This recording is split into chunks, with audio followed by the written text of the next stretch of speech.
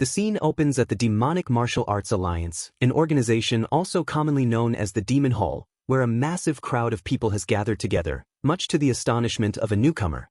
A bearded man explains that they willingly accept anyone, regardless of their specific faction, and proceed to teach them powerful demonic martial arts as long as they possess the necessary talent.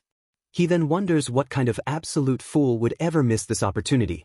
His companion laments his own situation, saying if only he were younger, he would have applied too. The bearded man's attention suddenly focuses on a strange sight inside the crowd, and he questions if someone has actually died. His companion scoffs at such a conclusion, sharply reminding him that the 10 Masters tournament has not even begun yet. The bearded man again questions who the young man is, the one who looks just like a mortician. All eyes now turn toward the young man as he walks with purpose through the crowd. This young man named Yunsul is thinking of his grandfather, declaring to himself that it's about to begin. Yunsul had been given a precious name by his grandfather, Bu Yunsul, which was granted on the day his grandfather had taken him in after finding him abandoned in the snow. Yunsul continues to reminisce, remembering how he had learned the work of a mortician by following his grandfather, who was a funeral director. He remembered the time he had told his grandfather that a corpse seemed to belong to a master of the supreme sword. He explained that what made him think so was his observation of the unusually developed muscles in the body's left leg, especially the muscles on the front of the calf, which is a key characteristic for any practitioner of the supreme sword. His grandfather had smiled, clearly impressed by his grandson's incredible observational skill, and had praised him, saying that he truly is a heaven-sent mortician. Yunsul remembered that it was a difficult and arduous job, and that people constantly looked down on him because of his profession. But he was okay because no matter what hardship he faced, he was with his grandfather until that day came. One night, his grandfather had sensed an unwelcome presence outside and sighed, saying that as they say, a good man does not come, and one who comes is not a good man.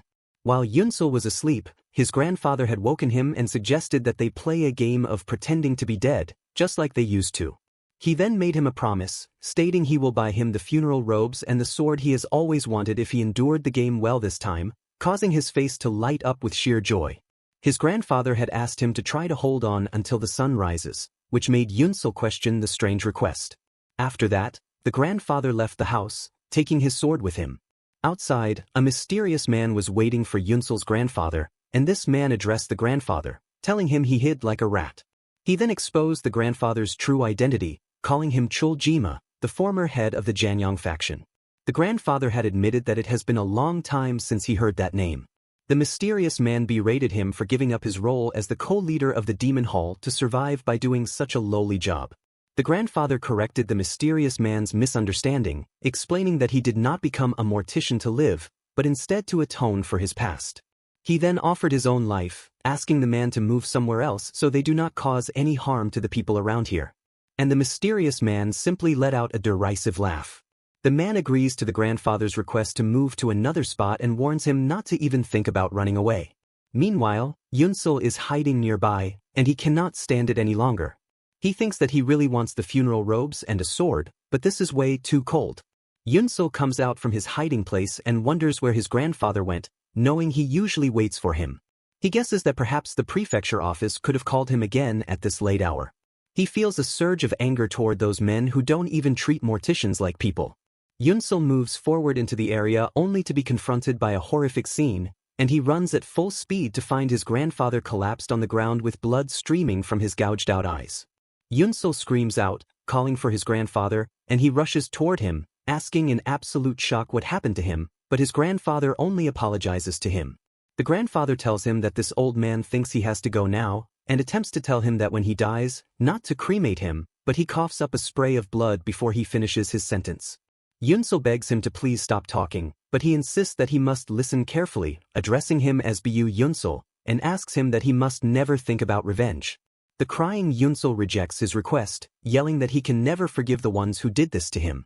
He declares that he would rather follow him to the afterlife, reminding him of his constant teaching that the afterlife is not so different from this life and that he would rather be in the afterlife with him than in this life without him. As a final request, the grandfather begs him to go far away and tells him he was so happy during their time together. Then he breathes his last breath and falls limp on the ground. Yunsul's face is consumed by tears as he struggles to believe what is happening. After some time has passed, Yunsul stands before his grandfather's body which he has now prepared for burial. He touches his grandfather's face and knows that his request not to seek revenge was to protect him. But he decides he cannot do that. He begins to inspect the wounds with care and notices both arms were clearly severed at the same time. He sees it was a rare sword technique that shoots up from below, and discovers that the attacker changed the sword technique midway through to stab out both eyes as well. Yunsul deduces that this demonic martial arts technique must be the all-controlling soft excellence art. He then moves to examine the back and finds 93 traces of hidden weapons, which leads him to the conclusion that the attacker did not have an accomplice, but rather used a device which can unleash hundreds of hidden weapons at once. Finally, he spots a clear discoloration under the tongue and on the inside of the nails. Yunsul deduces this phenomenon occurs when one is poisoned with the rotten flesh and spoiled blood type extreme poison. Based on everything he observed, he arrives at the specific profile of the killer. He is a person who belongs to the demonic alliance, has acquired the all-controlling soft excellence art, possesses Siwang's hidden weapon device, and uses the rotten flesh and spoiled blood type extreme poison. And Yunsul believes there cannot be many people like this who fit all these criteria. He looks at his grandfather's body with grim determination and vows that he will definitely find you. Back in the present, Yunsul arrives at the registration table at the Demon Hall and writes his name, from the Janyang faction, Bu Yunsul. The men there mock him, wondering what a joke this Janyang faction is. They guess that he obviously came to rub shoulders with the Demon Hall, saw the body forfeiture agreement, and got scared. While one of them rudely demands that he stop bluffing and just go home if he is not going to stamp it, Yunsul bites his own thumb to draw blood, stunning the employees with his action. Yunsul thinks that the moment his grandfather passed away, his life was already ruined and that only the path of revenge was left for me. He then presses his bloody thumb down firmly on the registration paper. He thinks that this tournament will be the first step toward that. The narrative recounts the long fight between the two big forces that has been going on for ages to run the martial world. The righteous faction, which pursued justice, was led by the Martial Arts Alliance. While on the other side were the unrighteous gathered around the Demon Hall who worshipped power above all. The two sides kept a balance for a long time. But the righteous wanted to widen their lead, which resulted in the creation of 18 joint warriors who would represent them, known as the Great Masters of Righteous Cause. To counter this new threat from the Martial Arts Alliance's checks, the Demon Hall made a plan to grow their own power fast as well. And their plan was to start the 10 Demon Disciples plan. This shocking offer, which involved a promise to pick 10 talented people regardless of faction and teach them the Demon Hall's true martial arts, drew tons of young people from across the martial world who flocked toward the Demon Hall. Yunsul stands among the applicants and feels a strange vibe coming off of a lot of people there. He thinks that it is highly probable that among them is the guy tied to the event that killed his grandfather. Because that person must be an unbeatable expert, Yunsul realizes that if he wants to get revenge on such a figure, he would have to become that kind of master himself. And since he currently has no sect and no training, becoming one of the 10 demon candidates is the only quick way he can get strong. Suddenly, the candidates look up in awe as a majestic man with a golden arm and blood-red eyes appears and declares in a booming voice that he is the head of the hall, Hyok Ryan Young, and the participants recognize him as the golden arm, blood-eyed. Head of the hall Hyok Ryan Young continues his speech, explaining that this spot is to pick the best talents in demon martial arts from everyone present, and that only those who pass all the tests set up by the main hall will officially become 10 demon candidates.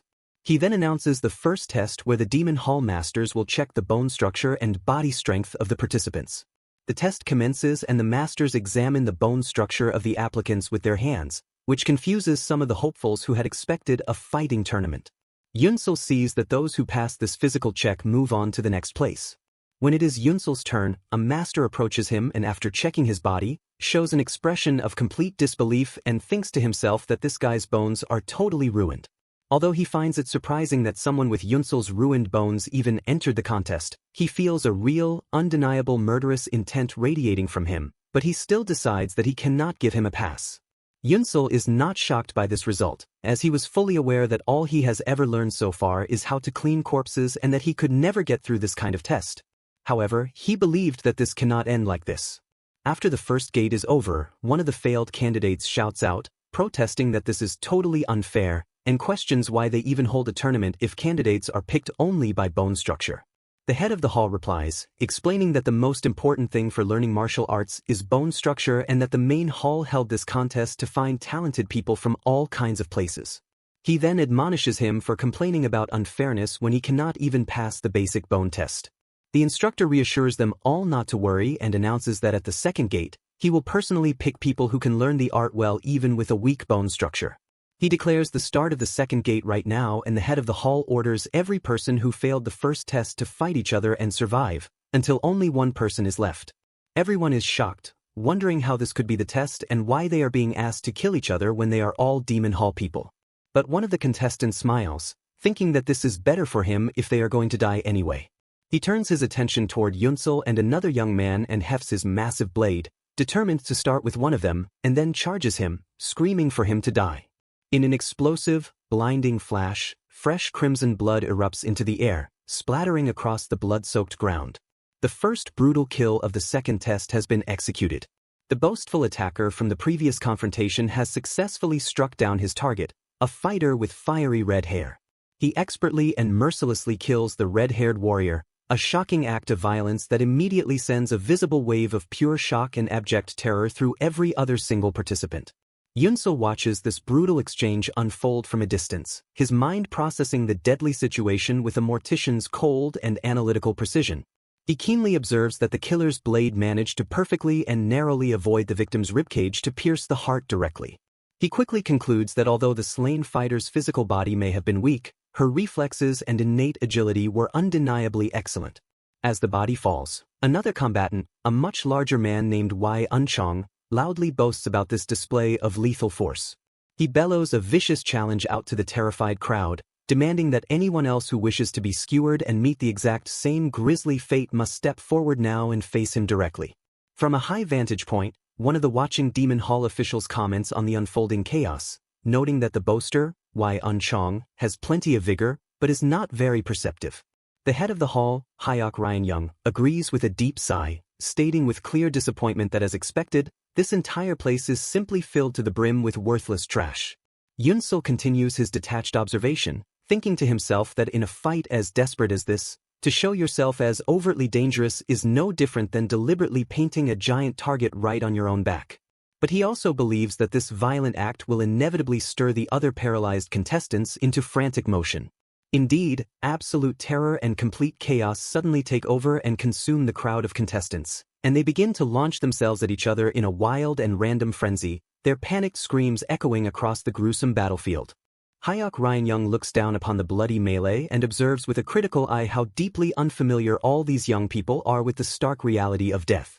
The chaotic and brutal fight between the terrified trainees violently intensifies as each one of them begins to kill the person nearest to them without mercy or thought. Yunsel continues to analyze the psychological breakdown, realizing that the sheer fear of their own impending deaths can easily paralyze their ability to reason.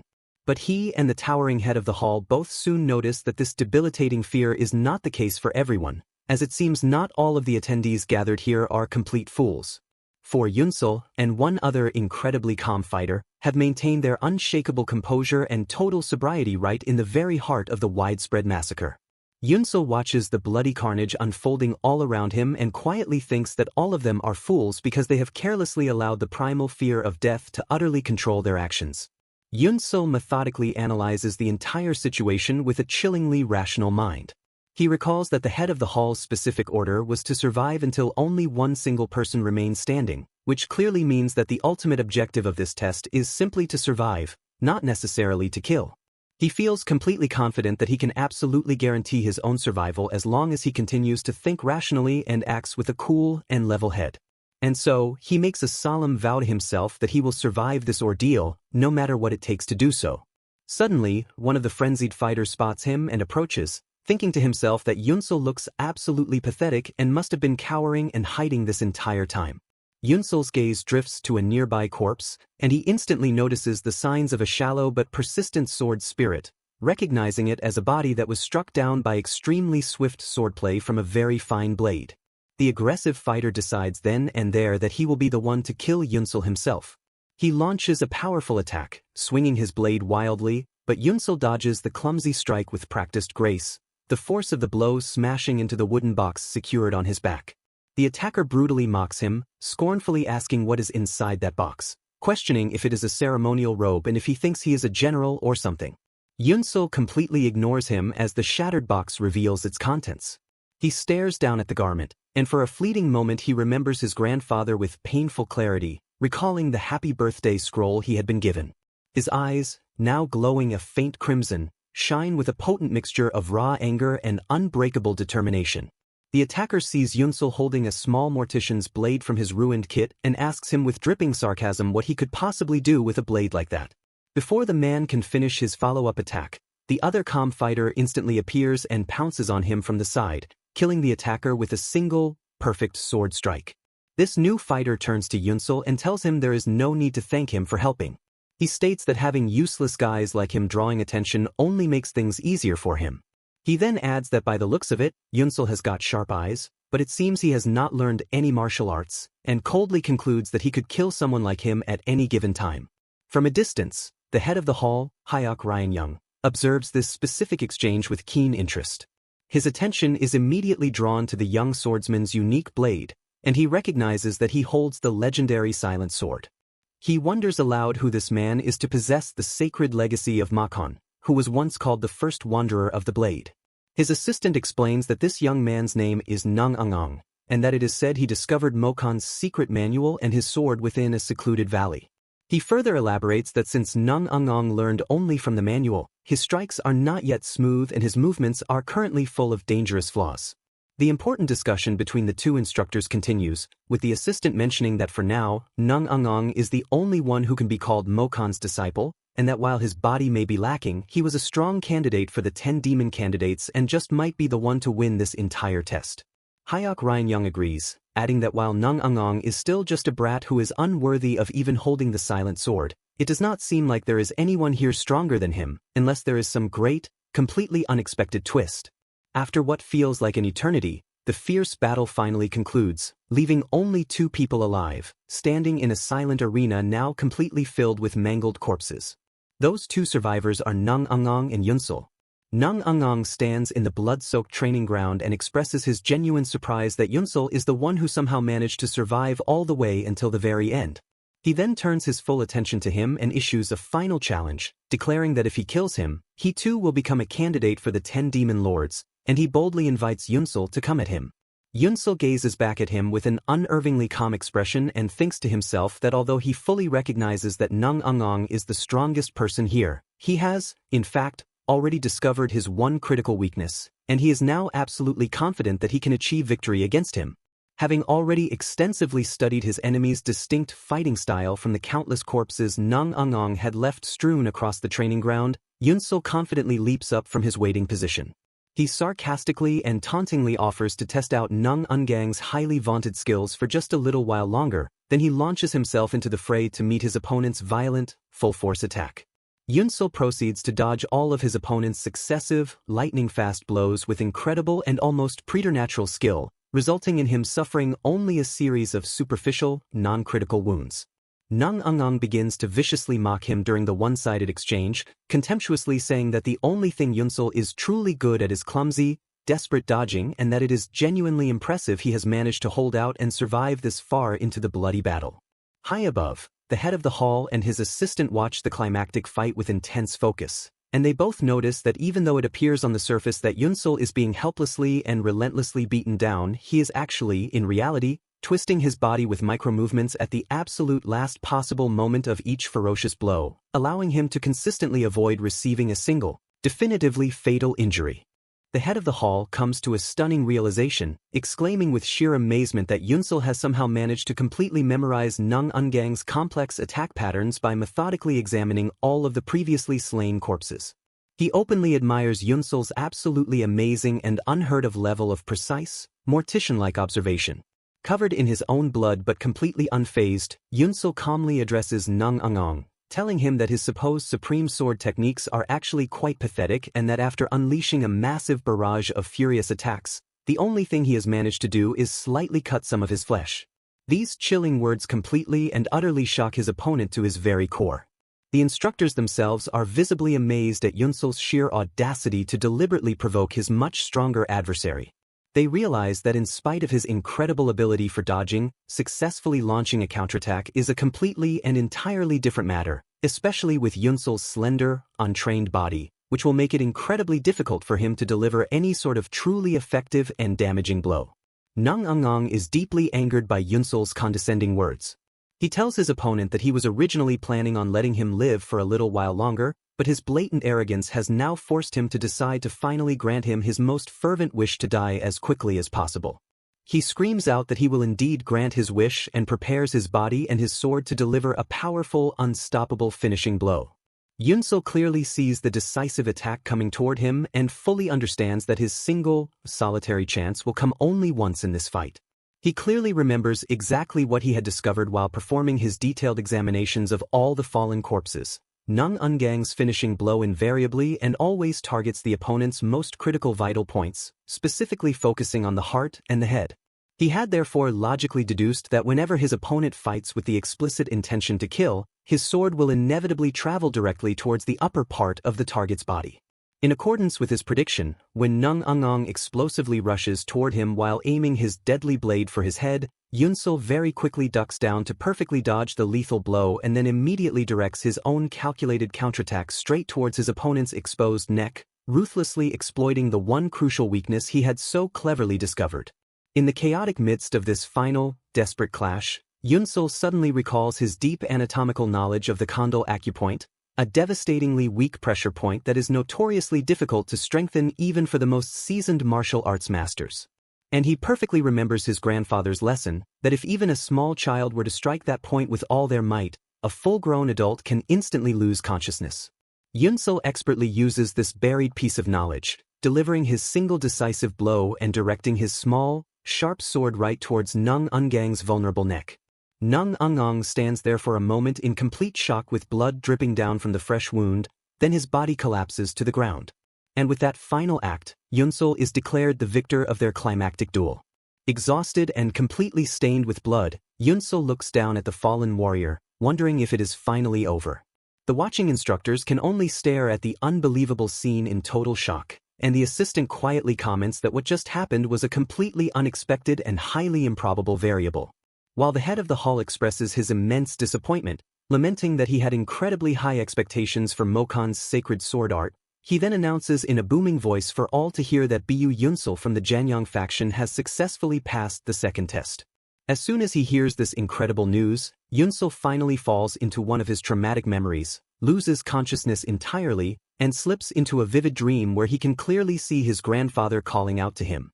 He runs toward the apparition with pure joy, happily asking his grandfather where he is. But when he finally reaches him, his grandfather's voice tells him that he cannot see him at all.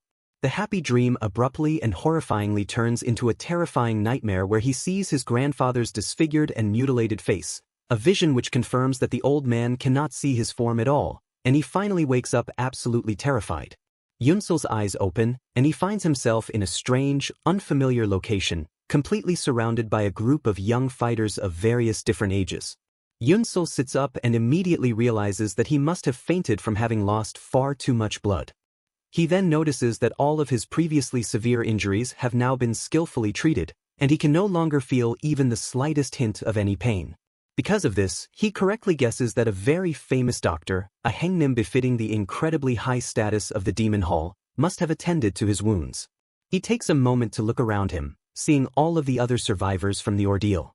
He quickly observes that they all possess strong and well-developed physiques, and he even recognizes some of their faces. So, he reasonably concludes that these must be the very warriors who had managed to pass the difficult first test. He can distinctly feel their looks of open contempt and disdain directed at him, but he calmly acknowledges that this is only to be expected. Just then, the ship's massive door swings open and everyone is loudly told to get off. And finally, one of the officials makes a grand announcement, declaring that they have all now arrived at the next designated test area, a place grimly referred to as the Road to Hell.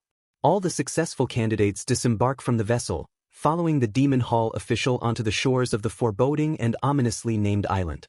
There on that desolate rock, the official gestures toward a grim cluster of dark, empty caves carved into a cliffside and matter-of-factly tells them that these caves will now be their lodging.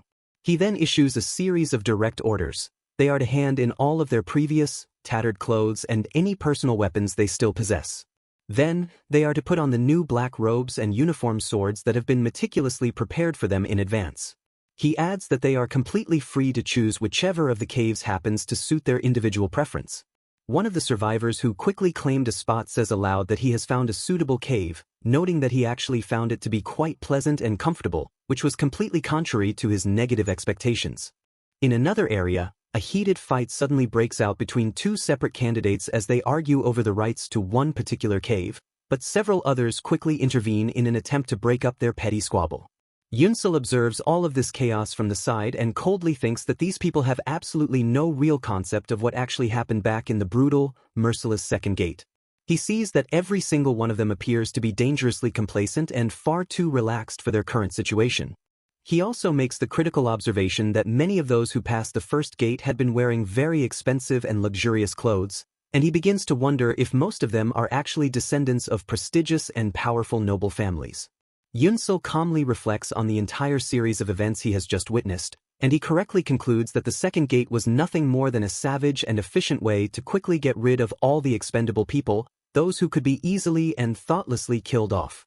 While he is deep in thought, the very same Demon Hall official who had supervised the initial distribution of the caves directly approaches him and begins to openly blame him for his apparent slowness, urging him to hurry up and finally make his choice. The official thinks to himself that although Yunsel's remarkably sharp and intense gaze had initially caught his attention, he had never seriously expected him to actually survive the bloody free-for-all. He admits that he is now genuinely curious to see what decision Yunsel will make next.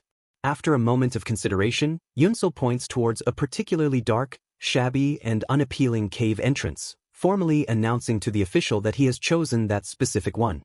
Another candidate mocks him for his selection, derisively saying that he has picked a filthy place that is fitting for his own ragged appearance.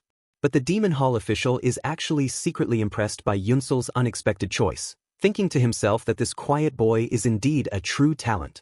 He knows from personal experience that while the cave's entrance certainly looks narrow, dirty, and utterly uninviting, the inside is actually incredibly spacious and more than large enough for rigorous martial arts training. Furthermore, its small and easily defensible entrance makes it a perfect position to defend against any potential intruders or ambushes. The official internally notes that most people instinctively avoid this specific cave just by looking at its miserable entrance, but Yunsel was somehow able to accurately assess the entire situation with a keen and calculating eye. The official then tells him to get ready at once for the next impending stage of their training. After every one of the candidates has put on the new, black uniform, the Demon Hall official begins to explain their next difficult task. He elaborates that this place, the Hell Realm, has a total of 10 different halls, each one a facility for teaching a unique school of martial arts. And inside each one of those individual martial halls, they will be able to learn the powerful martial art of one of the 10 distinct demonic schools. He adds that each of them is completely free to learn all of the techniques, or to focus intensely on just one, and that they will have complete and total freedom to organize their own daily schedules, whether they choose to spend their time sleeping, playing, diligently learning martial arts, or just training alone on their own. This new information greatly surprises Yunsel, as he vividly remembers the unimaginable brutality of the second gate, and because of that, he cannot possibly believe that they will simply be left alone to train peacefully without some kind of cruel twist. Soon enough, the survivors begin to animatedly discuss among themselves which martial art they should try to learn first. Most of them eventually come to the consensus that they should pursue the Huawu sword sect, which they have all heard is by far the strongest of all the available options. As if in a stampede, everyone immediately rushes off in that direction. Yunsel watches them go, thinking to himself that he has also heard that the Huawu sword sect is said to be the most powerful among the 10 demonic sects, and he knows that learning their devastating martial arts would definitely be useful for his goals. But he quickly decides that this is ultimately not the path for him, because he has never learned any formal martial arts before in his entire life. So for that reason, he knows he does not need to start his journey with the absolute strongest and most advanced techniques. Yunsel takes a moment to think about what he truly and fundamentally needs right now, and then he deliberately takes a completely different path from the rest of the group. Yunsel steadily moves in the direction of a completely different martial arts training facility. He eventually arrives at a very old and clearly dilapidated building, and he immediately recognizes it as the Nanjia Pavilion. He remembered from stories that the reputation of this particular pavilion has now deteriorated so much over the years that it is just barely still counted among the esteemed 10 demonic sections. He also recalled that the only real reason for its continued survival is its long and storied history of having graduated a considerable number of the most powerful martial arts champions of their era. He even remembers that his grandfather himself had once told him stories about this very place. Yunsel decides he will train here, but as he takes a step forward, he notices that the very ground in front of him seems to be inexplicably moving and shifting. Suddenly, and without any warning, a man's disheveled head emerges directly from the earth itself. The man gruffly introduces himself as Sowu, the secret hall master of the Nanjia Pavilion, and he directly asks Yunsel if he has come to this place with the desperate hope of becoming a demonic disciple. Yunsel respectfully stands before him and answers in a firm voice, confirming that he has indeed come to learn the martial arts of the Nanjia Pavilion. Sowu looks him up and down with a contemptuous glare, then lets out a harsh laugh and coldly orders him to leave at once so as not to hasten his own inevitable death. He flatly announces that he has absolutely no intention of teaching his martial arts, especially not to a flimsy scrap of a person who looks as pathetically fragile as he does. Yunsel calmly replies to Master Sowu with unwavering confidence, explaining to him that he heard if a person were to master the Nanjia Pavilion's techniques, they would gain the strongest vitality in the world, the ability to survive literally anything. Sowu scoffs loudly at his words, expressing his utter surprise that this boy knows so much about these dying and forgotten arts. He then gravely warns him that their martial arts are notoriously difficult for even the greatest geniuses to learn, primarily because the entire process begins by fundamentally reconstructing the body itself. He states that with Yunsel's current poor physical condition, he would surely be dead within a single day. He then commands him to leave immediately now that he understands the dire risks. Instead of turning around and leaving as he was ordered, Yunsel bows down completely and respectfully places his forehead directly on the ground. Sowu asks him in total surprise what on earth he is doing now. Yunsel replies that since he has now generously offered to teach him himself, as his new disciple, he can only offer his deepest respect to his new master. Sowu angrily calls him a crazy, stubborn fool, but he finally, with great reluctance, gives in and agrees to teach him. Sowu emerges completely from the ground and makes sure to assure him not to get the wrong idea, as he is only teaching him because it was a direct order from the Demon Lord. He then properly introduces himself once more as Sowu, the hall master of Nanjia Pavilion's secret arts, and instructs him to address him as Elder Sowu from this point forward. Yunsel tries to introduce himself in turn, but Sowu sharply interrupts him, coldly stating that he is nothing more than trainee number 1. Sowu then declares that there has been enough talk, and that their training will begin immediately. In an instant, Yunsel's entire world plunges into an abyss of absolute darkness, a disorienting void where he suddenly realizes that he is utterly unable to see anything at all. Sowu's voice echoes out from the blackness, explaining to him that he has only temporarily sealed his precious sight by using the deeply secret techniques that belong to the ancient and venerable Nanjia Pavilion. He further explains to his new pupil that this seemingly cruel act is an absolutely necessary and foundational procedure to properly learn the fundamental martial arts of his clan, a legendary technique known as the Way of the Wild Beast. This powerful martial art, he describes, not only works to maximize the dormant senses of the entire body to an incredible degree but also allows its wielder to eventually gain the razor-sharp reflexes of a wild animal. Sowu then continues to clarify that their clan's unique and esoteric martial arts are vastly different from other high-level fighting styles because their ultimate pinnacle varies greatly, depending entirely on the individual enlightenment of the specific successor who learns them. And it is for this exact reason that the fundamental way of the wild beast is also just as notoriously difficult to learn as mastering any other complete martial art, a fact that has led to the number of challengers naturally and gradually decreasing over many years to what it is today, the sad and dilapidated state the pavilion finds itself in now. But, he reassures his new student, if he can truly master it, he will literally be able to gain the senses of a wild beast. Then, with a dry and sarcastic smile that goes unseen in the darkness, Sowu adds that, of course, most people usually just die long before that ever happens. Sowu finally informs him that he should be able to get used to the enveloping darkness after about 1.5 hours, and that he will personally come back to check on him then. Alone in the pitch black, Yunsel waits, noticing that his other senses do not seem to be becoming any sharper as he had originally expected they would.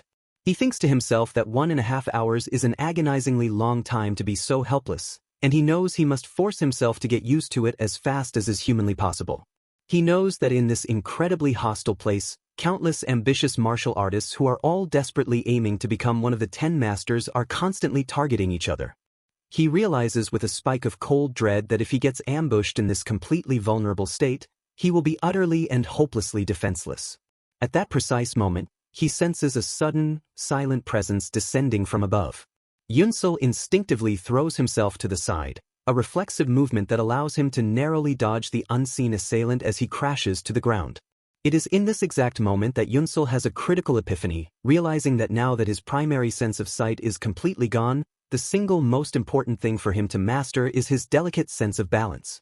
Late into the night, Sewoo finally makes his return to Yunsul's location, thinking with a bit of dark humor that the boy is surely just wandering around completely lost in the dark by now. Master Sewoo arrives after the promised time and begins to observe Yunsul's personal training regimen, and he immediately finds his new disciple's method to be completely peculiar.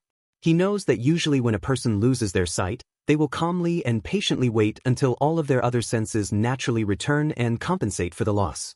But in stark contrast to this common behavior, Yunsul is moving around frantically and violently, even going so far as to create and fight against an entirely imaginary enemy. Yunsul was now moving with what appeared to be complete and utter smoothness in the oppressive darkness, and Sewoo concludes that this must be the precise reason for his incredibly rapid adaptation to this completely new and debilitating situation. He can see now that Yunsul has, against all odds, gotten completely used to the dark. Sewoo decides to push him further, suddenly issuing a sharp challenge for him to try and avoid his sword. After 3 grueling and relentless days of continuous and intense training in the pouring rain, Yunsul was still sparring non-stop with Sewoo. During a break in the deluge of attacks, Sewoo catches him off guard with a sudden, impossibly quick move and viciously strikes Yunsul directly in the stomach with the hard hilt of his sword, a blow the young trainee was completely unable to dodge in time.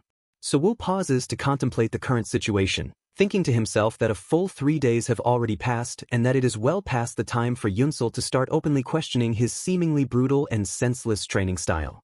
Yet, despite the pain and confusion, he just keeps taking the hits in total silence. He finally stops his assault and directly asks his student why he is not asking any questions, and if he is not even the least bit curious about how to avoid the incoming attacks or about the profound techniques behind the training. Yunsul respectfully replies that he distinctly remembers his master saying that the true essence of the way of the wild beast lies entirely within one's own personal enlightenment. Because of this, he had logically assumed that there must be a deep and important reason for every single one of his master's actions.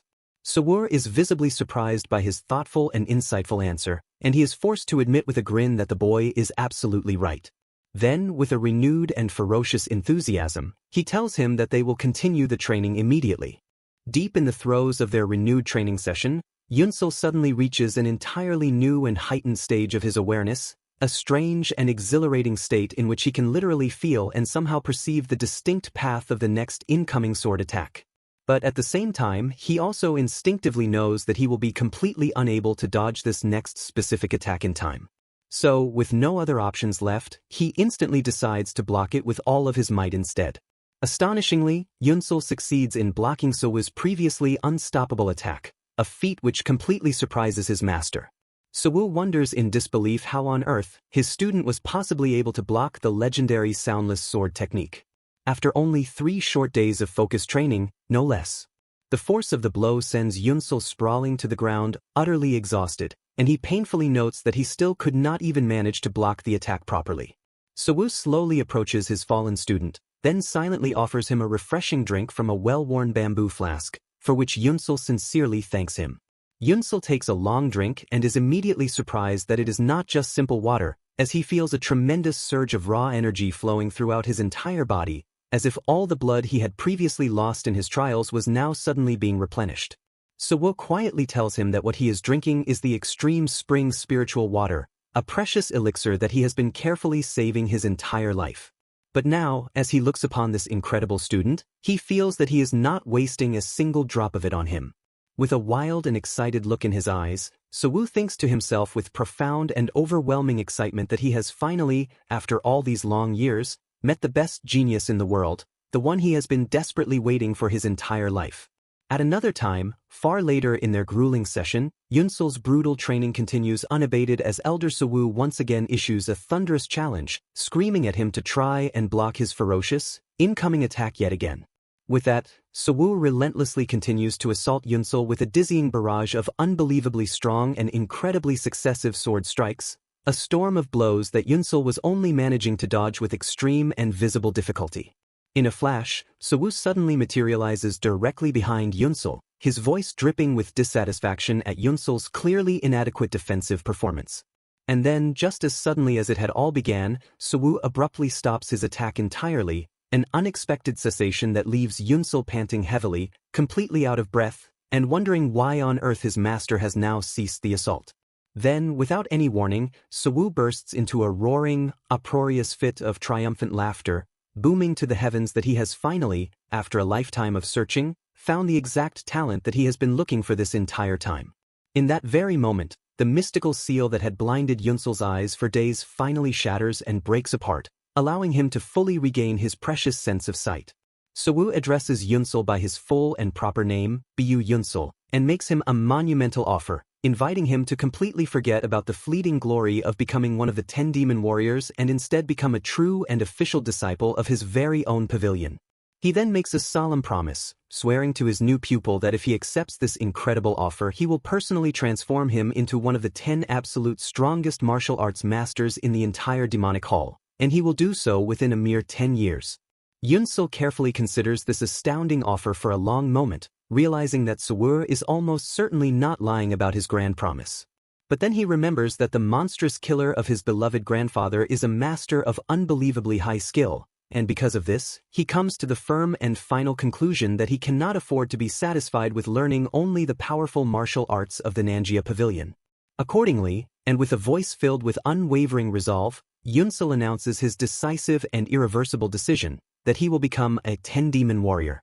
Sewoo openly mocks his new student's immense ambition. He tells him to completely forget about such a foolish quest if his ultimate goal is to learn the distinct arts of all 10 of the demonic sects, explaining in no uncertain terms that this is a feat that is utterly impossible, a goal that even someone as legendary and talented as the great heavenly demon emperor himself could not accomplish. He patiently explains to the young man that every single different martial art is uniquely suited for a very specific body structure and a particular type of energy, and that no matter how gifted or talented a person may be, it is physically impossible for them to ever learn more than 2 or 3 of these diverse and demanding martial arts. Because of this, focusing all of one's efforts on mastering a single martial art completely is undoubtedly the fastest possible way to become one of the strongest masters. Yunsul simply apologizes for his insistence on his chosen path, which leads Sewoo to silently wonder if there is any way at all to possibly change Yunsul's mind. In the end, seeing the unshakable determination in the young man's eyes, Sewoo finally gives in to his wishes and surprisingly agrees to teach him a different martial art. Yunsul is understandably very surprised by this sudden change of heart, explaining that he has, as far as he knows, only learned the barest of basics from the Nanjia Pavilion. Then, Sewoo stuns Yunsul by launching a quick and incredibly decisive surprise attack, a move which Yunsul somehow manages to block on pure instinct alone. With a grin, Sewoo reveals to his student that his pavilion's intricate martial arts are not only transmitted through rote learning of steps or dry theories written on a page, and that Yunsul has, in fact, been diligently and unknowingly practicing the true way of the beast of his pavilion this entire time.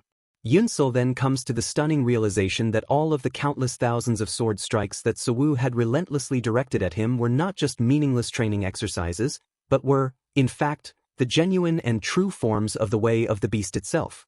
Yunsul sincerely and deeply thanks his master for this invaluable lesson, but Sewoo completely refuses his thanks, staunchly insisting that he was merely carrying out the direct orders of the Demon Hall. Yunsul, however, insists on expressing his immense gratitude, pointedly reminding his master of the priceless elixir he so generously gave to him, and he promises that he will never, ever forget his kindness. Sewoo coldly tells him to just forget about it entirely, explaining to his young student that this is the brutal and unforgiving nature of the martial world of the Murim, where completely forgetting about both favors and grudges is always the absolute best and wisest option. Then, after a brief and heavy moment of silence, he tells Yunsul that he will be going now. Sewoo watches his student from a safe distance as he finally leaves, wondering to himself in absolute amazement where such a hidden dragon, such a profoundly talented person, could have possibly come from, and he thinks that because of this boy, a truly bloody storm will very soon sweep through the Hell Realm. Yunsul, now alone, reflects on his newfound heightened ability to sense everything around him, a gift from learning the way of the beast which had made his every sense almost painfully sharp. But he quickly sees that this state of constant, heightened awareness is also incredibly tiring and mentally draining, even when he is doing absolutely nothing at all, and he feels with a deep certainty that he will not even be able to rest properly if this difficult situation continues for much longer. So, he immediately decides that he must learn how to fully control all of his new senses and to suppress them as much as possible, just to find some measure of peace. Yunsul begins to deeply focus his mind, earnestly trying to rein in his overflowing senses, concentrating on the task as if he were trying to stop a single, tiny drop of flowing water in a massive river. And after a few intense and difficult moments, he slowly opens his eyes, feeling that this newfound amount of delicate control will be enough for him for the time being. Yunsul then pulls out a small map and carefully looks it over, thinking to himself that the Demon Hall would never just keep all of the trainees on the Hell Realm Island just to let them train forever and indefinitely. He confidently concludes that the time available to them for this stage must be about to run out very soon. And if that is indeed the case, then he really has no other choice left. Yunsul finally makes the decision to head directly to the strongest and most renowned sect among the entire 10 demonic sects, which is the Hua Wu Sword sect. This powerful school was founded by none other than the legendary Hua Wu Sword Master, Jiguawan, who was said to be a powerful rival to the great heavenly demon emperor himself some 700 years ago. Upon finally arriving at the magnificent Hua Wu Sword sect, Yunsul immediately finds that their martial arts hall looks like a grand and majestic palace, especially when compared to the much more modest and dilapidated Nanjia Pavilion. As he slowly approaches the massive main door, a man abruptly opens it from the inside and wonders aloud who this unexpected visitor could possibly be at such a late hour. Yunsul quickly realizes that this person must be a martial arts instructor in this particular sect, and so he bows his head very respectfully, formally announcing that he has come here with the intention of learning their celebrated martial arts techniques. The instructor, still sizing him up, asks him to simply follow him, and then begins to explain that their powerful sword techniques are by far the largest and most extensive among all of the Demon Hall's martial arts, but because of their depth, they are also the most incredibly time-consuming to learn. He further adds that all of those who had arrived at the sect a full 2 weeks ago have already finished their training in the beginner hall and have since moved on to the more challenging intermediate hall, and he then pointedly asks Yunsul why he only came here now after 2 full weeks. Yunsul calmly explains that he has spent the past 2 weeks diligently learning martial arts over at the Nanjia Pavilion. The instructor is visibly surprised by this and asks him if he really means to say that he actually learned the way of the beast, which Yunsul calmly confirms that he has. The instructor thinks to himself that while he knew this boy was rumored to be quite talented, he believes it is simply impossible that he could have fully learned the incredibly complex way of the beast in just 2 short weeks. He quickly concludes that what most likely happened is that Elder Suwa got thoroughly annoyed with the boy and just roughly sent him off as quickly as possible, and he feels that in such a situation, there is nothing at all to be done about it now. After that brief internal deliberation, he formally introduces himself, saying that his name is Jin Gak, and that he is in charge of the beginner hall. He asks that Yunsul now call him chief instructor. Jin Gak then asks Yunsul if he is really going to learn the Hua Wu sword techniques, strongly suggesting that it might be a much better idea for him to just go to another hall now, given how far behind he is. Yunsul sincerely thanks him for his thoughtful concern, but he politely insists that he will still learn the sword techniques of the Hua Wu sword sect. Jin Gak finally agrees to his stubborn request, and he then shows him a massive scroll that is hanging on the wall. He explains that it contains the basic techniques and the practical teachings of the Hua Wu 13 forms, and he curtly asks him to first observe the scroll and then practice everything he learns entirely on his own. Yunsul just looks at the sprawling document with a confused expression and quietly wonders what he is actually supposed to do with it. Jin Gak, seeing his hesitation, turns around in clear disapproval and asks him if he really means that he cannot read a simple sword manual. Yunsul admits that this is indeed the case, explaining that he has never once trained in swordsmanship before coming to this place. Jin Gak then completely freezes in his tracks, his entire body locked in a state of pure and utter shock. The chief instructor then repeats his question for Yunsul, asking him again just to be absolutely certain if he really and truly means that he has not once in his entire life learned even the most rudimentary basics of swordsmanship. He silently thinks to himself that this boy's official records do in fact indicate that he has only ever practiced flame arts up until this point in his life. He also recalled that even during the brutal life-or-death battle of the second gate, he was not utilizing any sort of recognizable or particular sword style at all. But in spite of this documented evidence, he still finds it almost impossibly hard to believe that this trainee cannot even comprehend the absolute most basic fundamentals of swordsmanship, which are the fundamental sword manuals themselves. On the other hand, a completely different train of thought emerges as he clearly remembers Yunsul's truly amazing and incredibly quick reflexes and the profound level of awareness that he had displayed throughout the entire second gate. He also distinctly recalled the keen and unexpected insight he had shown when he deliberately chose his cave quarters out of all the available options. Jean Gak now comes to a truly shocking realization.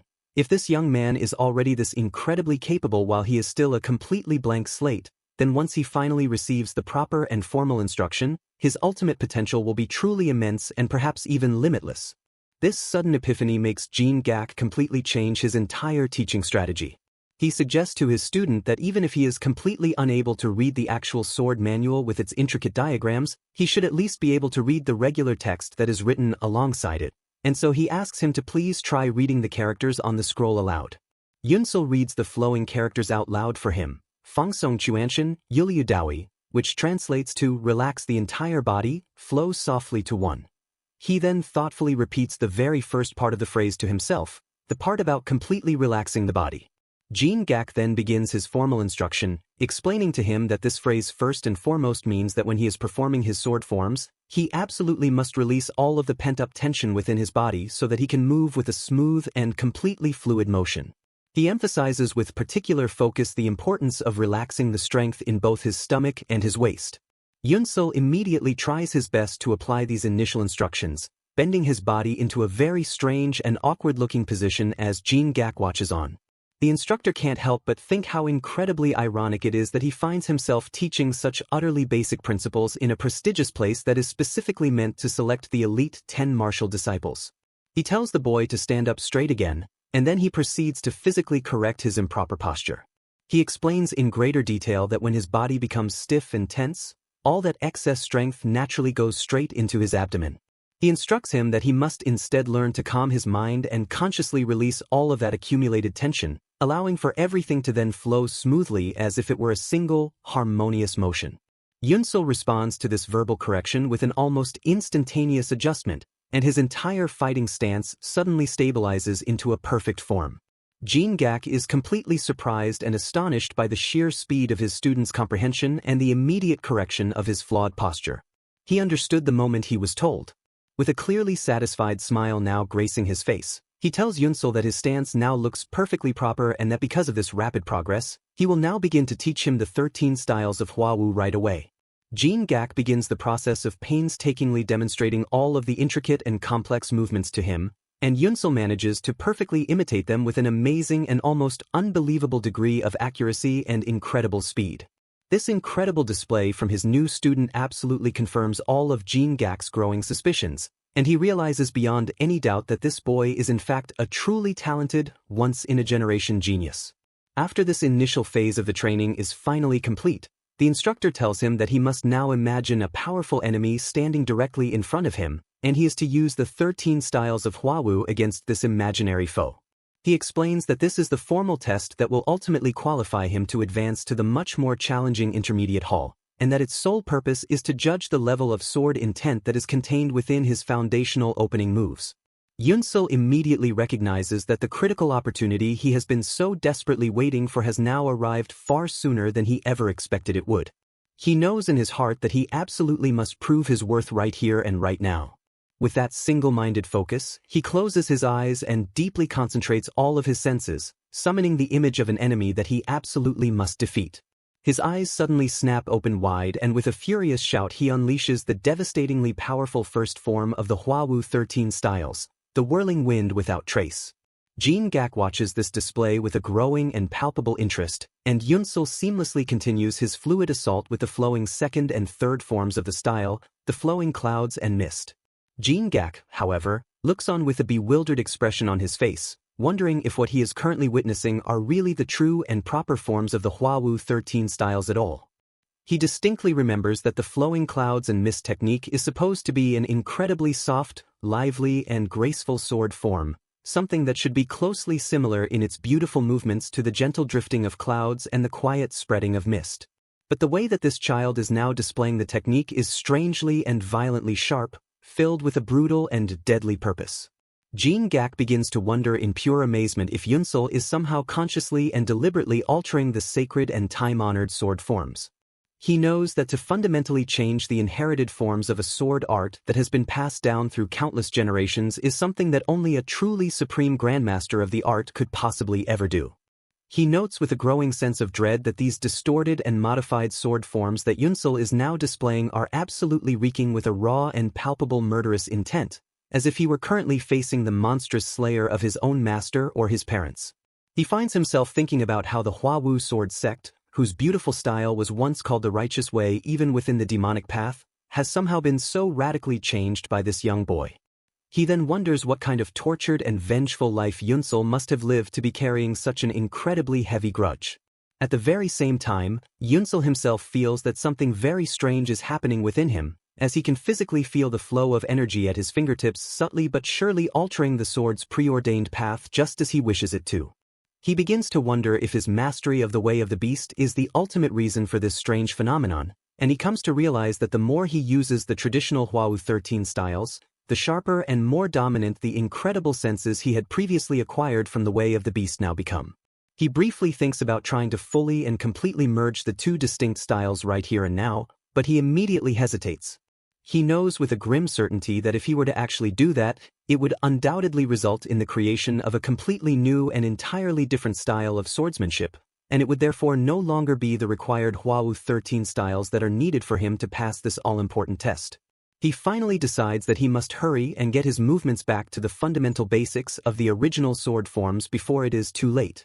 Suddenly, the indistinct image of the enemy in his mind's eye becomes frighteningly clear, and Yunsul freezes completely in his place when he finally recognizes the face of the man from his vision. He realizes that it is the very same bastard who had so mercilessly killed his beloved grandfather. Yunsul's own deep-seated, simmering anger violently flares to the surface. He lets out a guttural roar and rushes forward with every last ounce of his might, unleashing the furious seventh form of the Huawu 13 styles, Crimson Slush Monotone. He launches this incredibly fierce and desperate attack, but his imaginary opponent deftly dodges the powerful blow. Yunsul now understands with a sickening feeling of dread that his imaginary opponent is impossibly and terrifyingly fast, far faster than anyone he has ever had to fight before in his entire life. He then begins to fully imagine his enemy now going on the offensive, attacking him with that same blistering speed. He decides with grim finality that he absolutely cannot afford to give him a single chance to evade. He knows with absolute certainty that he must unleash all of the remaining forms he has just learned at once. He then proceeds to pour all of his remaining energy into his relentless assault, executing a furious and devastating series of powerful blows. But in his vision, the imaginary opponent effortlessly blocks every single one of his desperate attacks. And just like in his nightmares, the monster cuts off both of his hands, an imaginary attack that he is completely unable to avoid or even properly block. After this devastating mental assault is finally over, Yunsul is left standing completely still, panting heavily from having completely and totally exhausted all of his remaining energy. Jin-gak quietly observes all of this and thinks to himself that in the end, his student was completely defeated by his imaginary foe. But still, he calmly approaches him and informs him that he has now officially passed the test, a statement which makes the exhausted Yunsul look at him with a very confused expression. Jin-gak patiently explains that what the primary hall judges in this beginner test is a trainee's fundamental understanding of sword principles and whether or not they can properly display the Huawu 13 styles in actual combat. He assures his student that he has now more than definitively proven both of these things. With a nod of respect, he returns Yunsul's sword to him, telling him that his demonstration of the Huawu 13 styles was truly an excellent performance. He then invites him to now proceed to the intermediate hall to continue his training. Yunsul thinks about his teacher, Master Jin-gak, and fully realizes that it must have been an incredibly troublesome and tedious process for him to have to teach someone like him, who knew absolutely nothing at all about swordsmanship. But despite his own complete lack of knowledge, his instructor had still patiently demonstrated each and every intricate move right from the very beginning. With a deep sense of gratitude, Yunsul sincerely thanks instructor Jin Gak for all of the precious time he has spent with him. Jin Gak just smiles warmly at him and encourages him to continue to train as diligently as possible in the future. He then adds one final and very serious word of warning, telling his student that his sword carries with it an unusually strong and dangerous killing intent, and he strongly advises him to be very careful not to let that all-consuming intent ever consume him completely. Yunsul simply bows respectfully to his teacher and then turns to leave for the next stage of his journey. It is in this moment that Jin Gak finally and fully understands that Yunsul had in fact been telling him the absolute truth, and that he had indeed managed to learn the incredibly complex way of the beast in just half a month. He muses to himself that it is perhaps because of his incredibly and almost unnaturally fast learning speed that he has now advanced to the intermediate hall so much quicker than anyone, including himself, had ever expected. He freely admits to himself that at first, he had seriously doubted if the boy would even be able to reach the intermediate hall at all. But now, as he watches him go, he is absolutely certain of it. As Yunsul finally pushes open the massive doors to the next great hall, Jin Gak thinks for a moment about the infamous instructor of the intermediate hall, Cheon Unwang, and he correctly expects that although Cheon Unwang might very well reject Yunsul at first, in the end, he will have no choice but to fall into Bu Yunsul's hands. Bu Yunsul confidently enters the cavernous intermediate hall, and the imposing instructor, Cheon Unwang, immediately notices his arrival. He addresses the newcomer with a cutting tone, remarking that it looks like he has only just now cleared the beginner hall. He then proceeds to openly mock him with a sneer, adding that if it really took him more than 20 long days just to grasp the 30 forms of Hwao, then he is quite frankly wasting everyone's valuable time by being here. Yunsul calmly explains to the arrogant instructor that he was delayed, clarifying that he spent the first 15 of those days at the Nanjia Pavilion. Cheon Unwang correctly deduces from Yunsul's words that he is implicitly claiming his time in the beginner hall wasn't actually slow at all. The instructor thinks to himself with deep and utter contempt that this boy must be one of those pathetic weaklings who fled while desperately trying to master the notoriously difficult way of the beast. Cheon Unwang then curtly orders him to take a seat, openly expressing his extreme doubt in his new student's ability to keep up with the much more advanced pace of the other trainees here. Cheon Unwang officially begins the lesson for the entire hall. He explains in a stern voice that the Hwao's thunderclap sword is built entirely upon the principle of blinding speed, and he warns that those who are not sufficiently skilled with the blade will most certainly end up cutting themselves with its incredible velocity. He further elaborates that this particular martial art is exceptionally difficult to use effectively in any form of real combat, just like the 13 forms of Hwao they learned previously. Yet, he emphasizes, it is still just a basic swordplay, a mere step on the long path that they are all required to learn at this current stage. He forcefully stresses that their primary and singular focus during this phase will not be on achieving victory in spars, but on purely honing their individual skill with the sword. After his lengthy introduction, he then asks one of the trainees by the name of Bayok Hanseong to please step forward and choose his opponent for a demonstration duel. Bayok Hanseong immediately asks if he is truly free to choose absolutely anyone he wants, a fact which the instructor readily confirms. With a wicked smile, Bayok Hanseong's finger points directly at the newcomer, Bu Yunsul. Cheon Unwang starts to object to this ludicrous choice, but Bayok Hanseong quickly reminds his instructor that he explicitly said he was allowed to choose anyone. Visibly angry now, Cheon Unwang calls Bayok Hanseong a complete brat, wondering aloud how he possibly expects to have a proper duel against someone who is fresh out of the beginner hall, and he firmly orders him to pick someone else for the spar. Yunsul calmly intervenes in the escalating situation, stating that he will do it and that he formally accepts the duel. He then explains that he diligently trained under instructor Jin Gak in the beginner hall and that he strongly believes he will learn much faster by actually crossing swords with others in direct combat. Cheon Unwang thinks to himself that this newcomer is only clinging to his pride with what are surely shallow and undeveloped skills.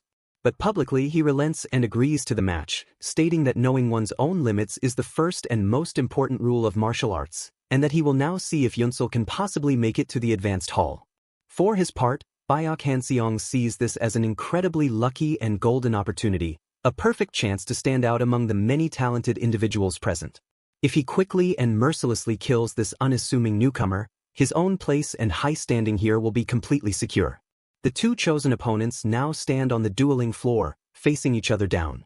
Bayok Hanseong condescendingly tells Yunsul that he has got courage, he will certainly grant him that, but he warns him that courage alone will never be enough to keep him alive in this cruel and brutal world. Then, with no further ceremony, Instructor Cheon Unwang loudly orders for the duel to begin.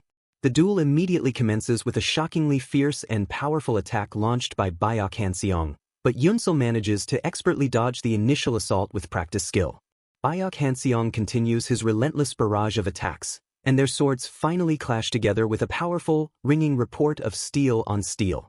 It is through this first direct clash of blades that Byok Hanseong immediately feels the awkward and clumsy weight flowing through Yunsul's grip, and he instantly realizes with a wide, sarcastic smile that this upstart is indeed a complete and total beginner. Byok Hanseong then laughs out loud, openly mocking his clumsy and foolish opponent. He then grandly announces that he will now show him what the Hwa's Thunderclap sword is really supposed to look like.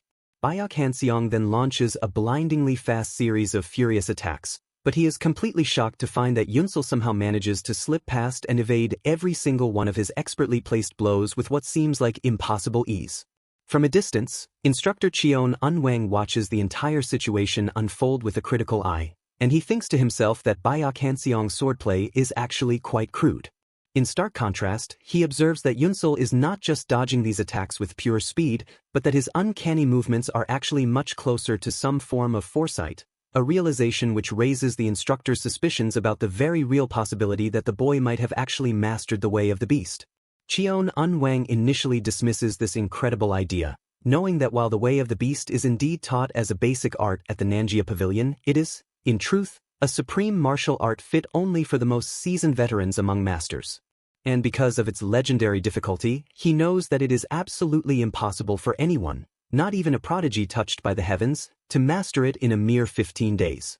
Cheon Unwang decides then and there that he cannot possibly earn an evaluation for his skills based on dodging alone, reminding himself that this entire duel was meant to test his swordplay and not just his raw reflexes. As if on cue, Yunsul completely stops his evasive movements and suddenly begins to counterattack his opponent, unbelievably using a stance from the beginner-level 13 forms of Hwawu, an action that completely shocks the other trainees who are watching the duel. Byok Hanseong openly scoffs at his opponent's pathetic use of such a rudimentary technique, confidently thinking to himself that he could counter this form even if he were blindfolded. But then he suddenly notices that Yunsul's version of the well-known stance is actually slightly and strangely different from the one he knows. He is completely stunned when Yunsul's unexpected blow effortlessly penetrates his supposedly perfect defense and lands a solid hit. Byok Hanseong becomes absolutely furious, wondering if Yunsul had been holding back his skills this entire time, consciously altering the well-known form just to humiliate him in front of everyone. He quickly guesses that Yunsul must be doing all of this just to impress the instructor and get sent straight to the advanced hall himself. He knows that if this situation continues as it is, he will be the one who ends up looking like a complete and utter fool. He then screams out in pure rage, furiously declaring that he is the one who will be going to the advanced hall. He then unleashes his own clan's brutal Sura sword art, using its infamous killing technique, the blood-shattering strike. Instructor Cheon Unwang notes that this is indeed a lethal killing technique from the dreaded Sura sword sect, but he is also secretly impressed by Yunsul's unflinching composure, noticing that his balance has not faltered by even an inch in this incredibly dangerous situation, a fact which forces him to once again reconsider the startling possibility that this boy has in fact truly mastered the way of the beast. Byok Hanseong continues his utterly ferocious assault, screaming that this is now the end for Yunsul. He then uses his own most powerful and special technique, the blood wind guarding the moon, and the two warriors' swords finally collide in a massive and blinding explosion of raw, untamed energy. The remaining students and the instructor can only look on in absolute shock at the sheer power on display. Inside the whirlwind of steel and ki, Yunsul recalls using Hwa's 15th form, third stance, the boundless and endless, boundless and unrivaled technique. The duel finally comes to a dramatic and bloody end, with Byok Hanseong collapsing to the unforgiving ground, a torrent of blood now streaming freely from his mouth. The horrified students can only wonder amongst themselves in horrified whispers if he is actually dead. With a calm and almost detached motion, Yunsul slowly and deliberately sheathes his deadly sword. Instructor Cheon Unwang confirms to himself with a professional eye that his former student, Byok Hanseong, is indeed quite dead, having received a single, impeccably precise blow to a fatal vital point, the Chanjung acupoint.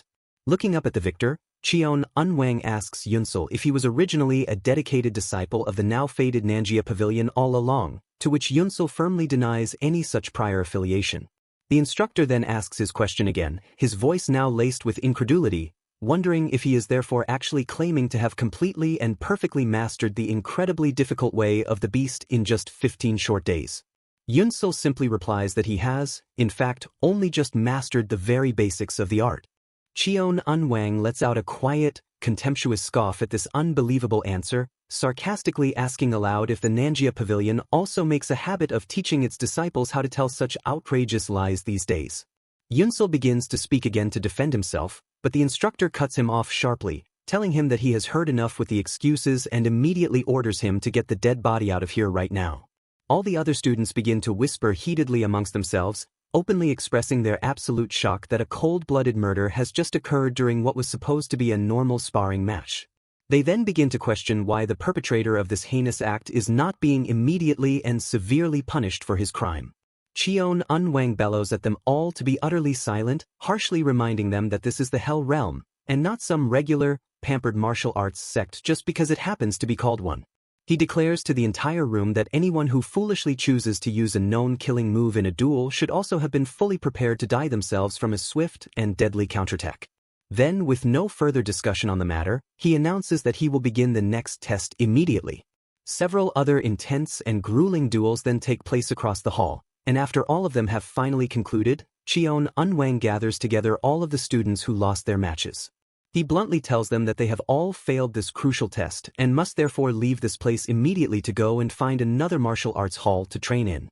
One of the failed trainees loudly protests this decision, arguing that it was only a single, solitary test and desperately asks for just one more chance to prove their worth. But Cheon Unwang firmly and impossibly refuses their desperate pleas.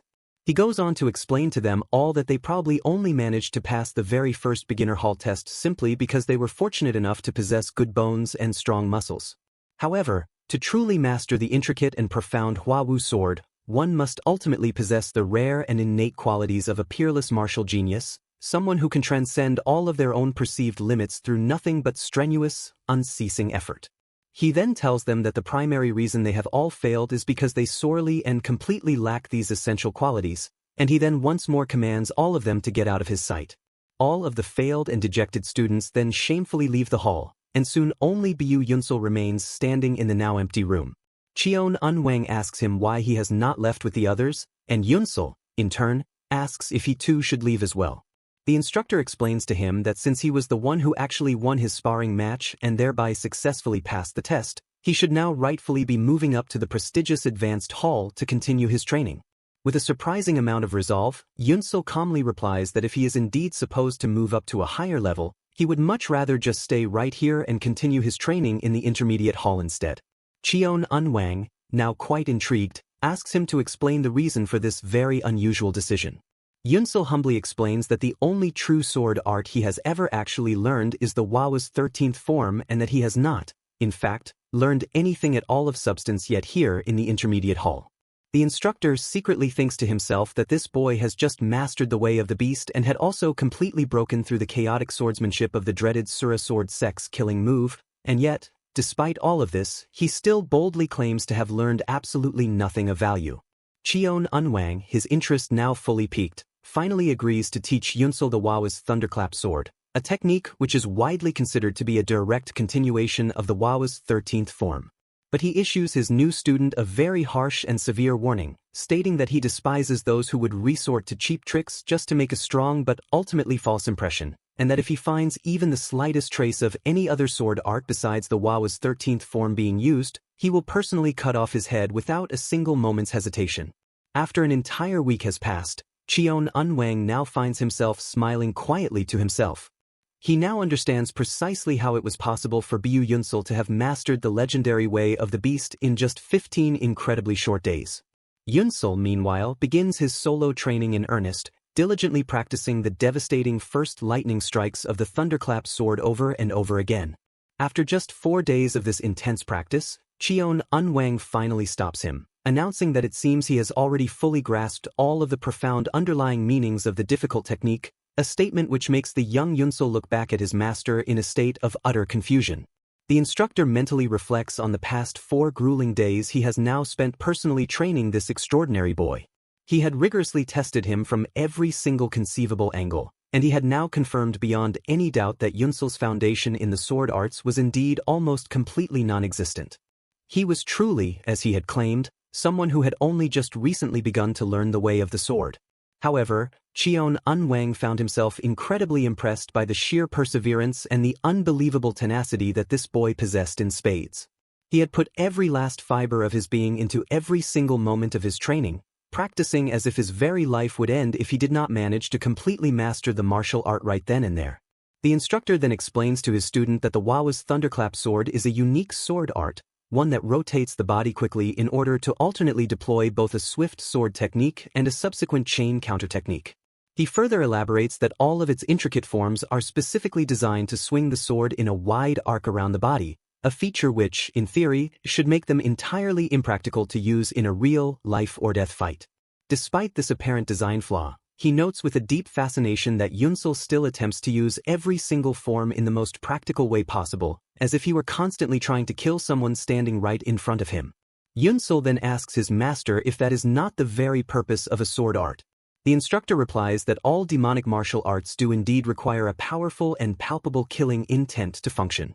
But, he warns, to reach a state of infinite greatness, the Hwawu sword has deliberately discarded the killing sword, the part of its art which exists solely for the purpose of taking a life. Cheon Unwang cautions Yunsul that if he cannot completely erase the deeply seated killing intent that resides within his mind, he will ultimately end up creating a dangerous and corrupt martial art that will eventually only harm himself. Yunsul immediately realizes that this is the very same thing that his former teacher, Instructor Jin Gak, had also told him. The instructor then admits with a heavy heart that in the past, and even now, he too has lived his entire life with a killing sword, and had mercilessly cut down everything and everyone that stood in his path without a single shred of hesitation. But as a direct result of this path, both his status and his honor had fallen from a state of heavenly greatness. He advises Yunsul that the killing sword may at first seem to lead one to a state of infinite greatness, but it is actually just a dangerous obstacle that completely blocks the endless path of martial enlightenment. He implores his student to abandon his own killing intent from this moment on. Yunsul quietly remembers his grandfather's somber words, that the past of every martial artist who lives with a sword is irrevocably stained with deep sorrow and painful misfortune, and that this is precisely why martial artists dislike ever talking about their pasts. He then asks his new master why he is now telling him all of this deeply personal history. Cheon Unwang simply replies that he already told him why. It is because he too once harbored a killing sword in his own heart. The instructor then asks Yunsul for his full name, to which he replies, Biu Yunsul. Cheon Unwang now realizes that this must be the very same boy that Jin Gak had told him about, the one who had miraculously survived the second hall. He then tells Yunsul that he has a very big and serious problem. He explains that this glaring problem is his severe and fundamental lack of a proper foundation in martial arts. He makes it clear that all of his current competitors are legitimate geniuses who have been diligently practicing martial arts ever since they were mere children, and that once they all officially start learning the Hwawu sword in the advanced hall, that already considerable gap between them will only continue to widen exponentially. He tells Yunsul that in order to catch up, he must now very quickly learn a high-level martial art in order to establish a solid enough foundation to properly learn the Hwawu sword art in the future. The instructor declares that, therefore, from this moment forward he will personally teach him the electromagnetic thunderclap lightning double sword, a powerful art that he himself had created specifically to close that same gap. The boy then silently bows, his heart filled with overwhelming gratitude for this unbelievable act of kindness. He quietly thinks to himself that in order to finally get his long-awaited revenge, he would be willing to give up even his very soul for this incredible opportunity. Upon finally setting foot inside the hallowed advanced hall, Yunsul immediately feels a completely and profoundly different aura emanating from the entire place. He can almost taste a distinct and potent kind of ferocity coming from all of the trainees gathered here. He also quickly takes notice of the fact that no one in this room dares to look at him with any sort of overt contempt anymore, and he comes to the correct realization that the primary reason for this sudden change in attitude is undoubtedly his previous, definitive killing of the trainee, Bayak Hanseong. He takes a moment to deeply reflect on the dark irony between his previous, scorned profession of respectfully covering corpses, a job for which he was universally despised, and the brutal act of cutting down men with a sword, which somehow seems to earn both reverence and praise in this bloody world. Just then, a much older and more dignified instructor welcomes him by name, stating that he has already heard quite a bit about him. He then politely invites the newcomer to take a seat among the others because their class for the day is just about to begin. The aged instructor then announces to the assembled class that, because they have a brand new trainee joining them, he will first take the time to comprehensively review the Hua-Wu Sword's sacred song formula, in addition to its foundational 7 teachings. He then begins to patiently explain all of the core, underlying principles of their art. The power of both the body and the mind must stand upright and be perfectly balanced in the middle of one's life. The trainee must then focus on compressing the chest while simultaneously expanding the back. And most importantly, they must not foolishly concentrate all of their energy into a single, all-or-nothing blow. Yunsul listens intently to all of these principles and now fully understands their profound meaning, realizing that he never could have grasped their true depth without first learning the ascending sword arts of the intermediate hall. The wise instructor then finishes the oral interpretation part of the lesson for the day, and he quietly asks Yunsul to please come with him for a moment. Yunsul respectfully follows the senior instructor out of the main hall and into a quiet, secluded garden. There, the old man holds up a long, leafy branch he has just broken from a tree and begins to explain to Yunsul the concept of no sword surpasses the sword, which is to master a level of skill where a swordsman can still easily overcome a blade wielder even when they are completely unarmed. He explains that this means that whether a master is with or without a physical blade, their sublime swordsmanship should still flow completely without any restriction at all. Suddenly, and with a surprising burst of speed, the instructor viciously attacks the unprepared Yunsul with nothing but the supple branch in his hand. The instructor abruptly stops his swift assault just as suddenly as it began. He then poses a deeply hypothetical question to the now wary Yunsul.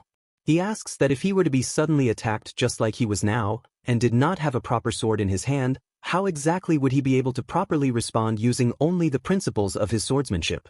He adds as a critical point of context that while Yunsul had been busy learning in the intermediate hall, all of the trainees here had already fully mastered the Hua-Wu sword's very first form, a technique known as mystery within mystery. He informs him that they are now well into the stage of discussing the advanced sword theory that accompanies it. He then sternly warns the boy that if he cannot grasp and then properly answer his critical question right now, he will be dismissed from the advanced hall on the spot, and he admonishes him to answer with extreme care. Yunsul takes a long and contemplative moment to deeply think about this difficult philosophical question. If I have no sword in my hand, he repeats to himself, and then, after a brief pause, he gives his answer. He would instead use the opponent's sword. With a sudden burst of motion, Yunsul rushes forward in a desperate attempt to snatch the leafy branch directly from the instructor's hand, but the old man calmly calls his brash and impulsive answer a rash one. Yunsul is then completely and utterly stunned to discover that the incredibly swift instructor has now somehow appeared directly behind him in what felt like a single, impossible instant. Yunsul desperately tries to catch up to his new master's ghostly movements, but the aged warrior deftly dodges all of his repeated attempts with almost contemptuous ease. Yunsul begins to feel a growing sense of frustration at not being able to even begin to properly follow his master's elusive movements, and he knows that he must manage to show him something truly impressive here and now if he wants to be allowed to remain in this prestigious advanced hall. With renewed and desperate resolve, he decides to draw out the beast sense he had acquired from the way of the beast to its absolute utmost limit, intending to use it to read the subtle flow and hidden direction of his master's unpredictable movements. Yunsul focuses every one of his heightened senses and then launches yet another all-out attack. However, the wise instructor simply uses a gentle push of his internal energy to effortlessly throw Yunsul aside before he can ever hope to grab the branch, an act which sends the boy crashing hard to the unforgiving ground. Just as he starts to get up, the instructor is already upon him. The old man catches his student, then lets out a loud and hearty laugh before unexpectedly announcing that he has now successfully passed his personal test. Yunsul looks up at his master with utter confusion and asks how he could have possibly passed when he wasn't even able to touch him. The instructor simply tells him that he will begin learning mystery within mystery starting tomorrow morning. He then orders him to be at the training grounds earlier than everyone else, and to stay there until dawn. Yunsul, though still confused, respectfully replies that he understands. After the boy finally leaves, the instructor looks down at the leafy branch that is still in his hand and thinks to himself that, So, even if it's a cub, a wolf is still a wolf. With a wry smile, he says to himself that this is now getting very interesting. Later on, after that long and difficult day's lesson is finally over, Yunsel decides that he will take a leisurely walk around the rest of the dangerous Hell Realm. He thinks back to what had happened in the second gate and reminds himself of how a deadly fight could easily break out at any given moment in this perilous place. Suddenly, his sharpened senses detect the distinct presence of several people very close by. He instinctively starts to count the subtle sounds of their footsteps. 1, 2, 3, 4, and then 5 people all emerge from the dark shadows of the surrounding trees. Their apparent leader confidently addresses him, stating that his actions have been quite overstepping ever since he arrived from the intermediate hall, and because of this, they are now going to teach him some much-needed discipline. Another member of the group then chimes in, adding that since Yunsel was the one who had struck the very first kill, he should not dare to complain that this current ambush is in any way unfair. The sneering leader then boasts that the 5 of them were widely known as the pride of the 5 Peak Swords even before they came to this island, and he then advises his target to better brace himself for what is to come. As they close in, Yunsel calmly thinks to himself that there is in fact one more person with them. The leader of the 5 Peak Swords then shouts out for them to attack Yunsel, but suddenly, the leader himself inexplicably collapses to the ground, stone-cold dead, right in front of all of his completely shocked and horrified comrades. At that very moment, a young man with striking red hair by the name of Seo Jinha appears from the shadows and directly addresses Yunsel, saying in a low and serious voice that they now need to talk. The remaining and now utterly terrified members of the 5 Peak Swords are completely stunned by Seo Jinha's sudden and bloody appearance on the scene. One of them asks him with a quavering voice why on earth he is suddenly here interfering with them. Jinha, with a voice colder than ice, simply orders them all to get lost immediately, contemptuously stating that he has absolutely no business whatsoever to conduct with worthless trash like them. They are visibly and deeply angered by his dismissive words and the profound insult to their pride, but they ultimately decide that it is in their best interest to make a strategic withdrawal for now, furiously vowing under their breath to return at a later time to exact their bloody revenge. Yunsel watches them retreat and quietly thinks to himself that this newly arrived young man with the red hair is incredibly strong, while Jinha dismisses the fleeing group with a single, sharp insult, calling them all pathetic cowards. After the others have gone, Jinha abruptly turns his full and undivided attention to Yunsel and asks him a single, direct, and incredibly loaded question. He wants to know exactly which side he is on. Earlier that day, inside the vast and austere advanced training hall, the senior instructor had told all of his assembled students that while they have now all technically learned the Hyeonji Yuyun, the very first and most fundamental form of the Hwawu sword sect, true and complete mastery of the art will only ever come when each and every one of them has successfully managed to reshape the sacred technique into their own unique and personal sword style. With that profound declaration, he then announces that it is now time for him to see for himself the tiny sparks of individual light that each of them has managed to create. The instructor then calls upon Bu Yunsel to begin the demonstration and to unleash his own Hyeonji Yuyun once and for all. Yunsel calmly steps forward to the center of the training floor and then demonstrates his own highly personalized version of the legendary technique, unleashing a powerful and breathtaking display of incredibly fast and unmistakably deadly sword movements that fill the entire hall. After the display is finished, the wise old instructor comments that Yunsel's rendition of the technique is exceptionally solemn and quite delicate, but he has also somehow managed to drench it completely with an almost palpable and overwhelming killing intent. With that, he then allows him to return to his seat among the others and subsequently calls upon the next student, Seo Jinha, to come forward. Seo Jinha gracefully steps up to the training floor, but instead of simply performing his own version of the first technique of the Hwawu sword sect, he proceeds to demonstrate a completely and entirely different technique, a unique sword form which seems to have been specifically and purposefully designed to directly counter and utterly defeat Yunsel's own newly created sword style. Yunsel immediately understands with a chilling certainty that this was a pointed and deliberate warning that was aimed squarely and directly at him. Back in their tense and volatile confrontation in the clearing, he now wonders again, with a newfound sense of dread, about the true and hidden meaning of Jinha's strange question regarding which side he is supposedly on. Jinha shouts impatiently at Yunsel, demanding that he not dare to play dumb with him. After a moment, Jinha closely observes Yunsel's facial expressions and carefully listens to the genuine confusion in his tone of voice, finally concluding that his target is not actually lying to him and that he truly does not understand the deeper and more complex situation that is unfolding all around him. Jinha then realizes with a frustrated sigh that the particular person he is looking for is, in fact, not Bu Yunsel after all. He clicks his tongue in clear and open disappointment, lamenting that he was sincerely hoping for some fun and excitement. He then sternly orders Yunsel to stop acting so annoyingly from this moment forward and to stay in his own lane. With a final, chilling threat, he warns him that if he continues to keep getting in his way, he will simply cut him down too, and then he unceremoniously turns and walks away, leaving Yunsel completely alone. Yunsel thinks to himself and comes to the very logical conclusion that Jinha must surely be a spy of some kind, and he finally realizes that there is a lot more going on beneath the surface of this whole ordeal than he had ever previously expected. He thinks about the fact that he already knew not everyone gathered on this island was here just to become one of the 10 demon warriors. He now understands that even though the opportunity to learn all the powerful arts of the 10 demonic sects is an absolutely incredible one, the entire process for actually entering the competition had been absurdly lax and lacking in security. He comes to the profound and game-changing conclusion that this amazing and once-in-a-lifetime opportunity is, at the very same time, also a cleverly disguised and deadly trap designed to root something, or someone, out of the shadows. He briefly wonders if there really is a spy among them, but in the end he decides that he does not particularly care about any of it. He thinks that whether someone is a spy or just a demonic cultivator, they are ultimately all just enemies that he will have to fight and defeat sooner or later. As the sun begins to set below the horizon, he ominously thinks to himself that it is all about to begin. Somewhere nearby, a small and unsuspecting mouse is finally caught in a cleverly hidden trap.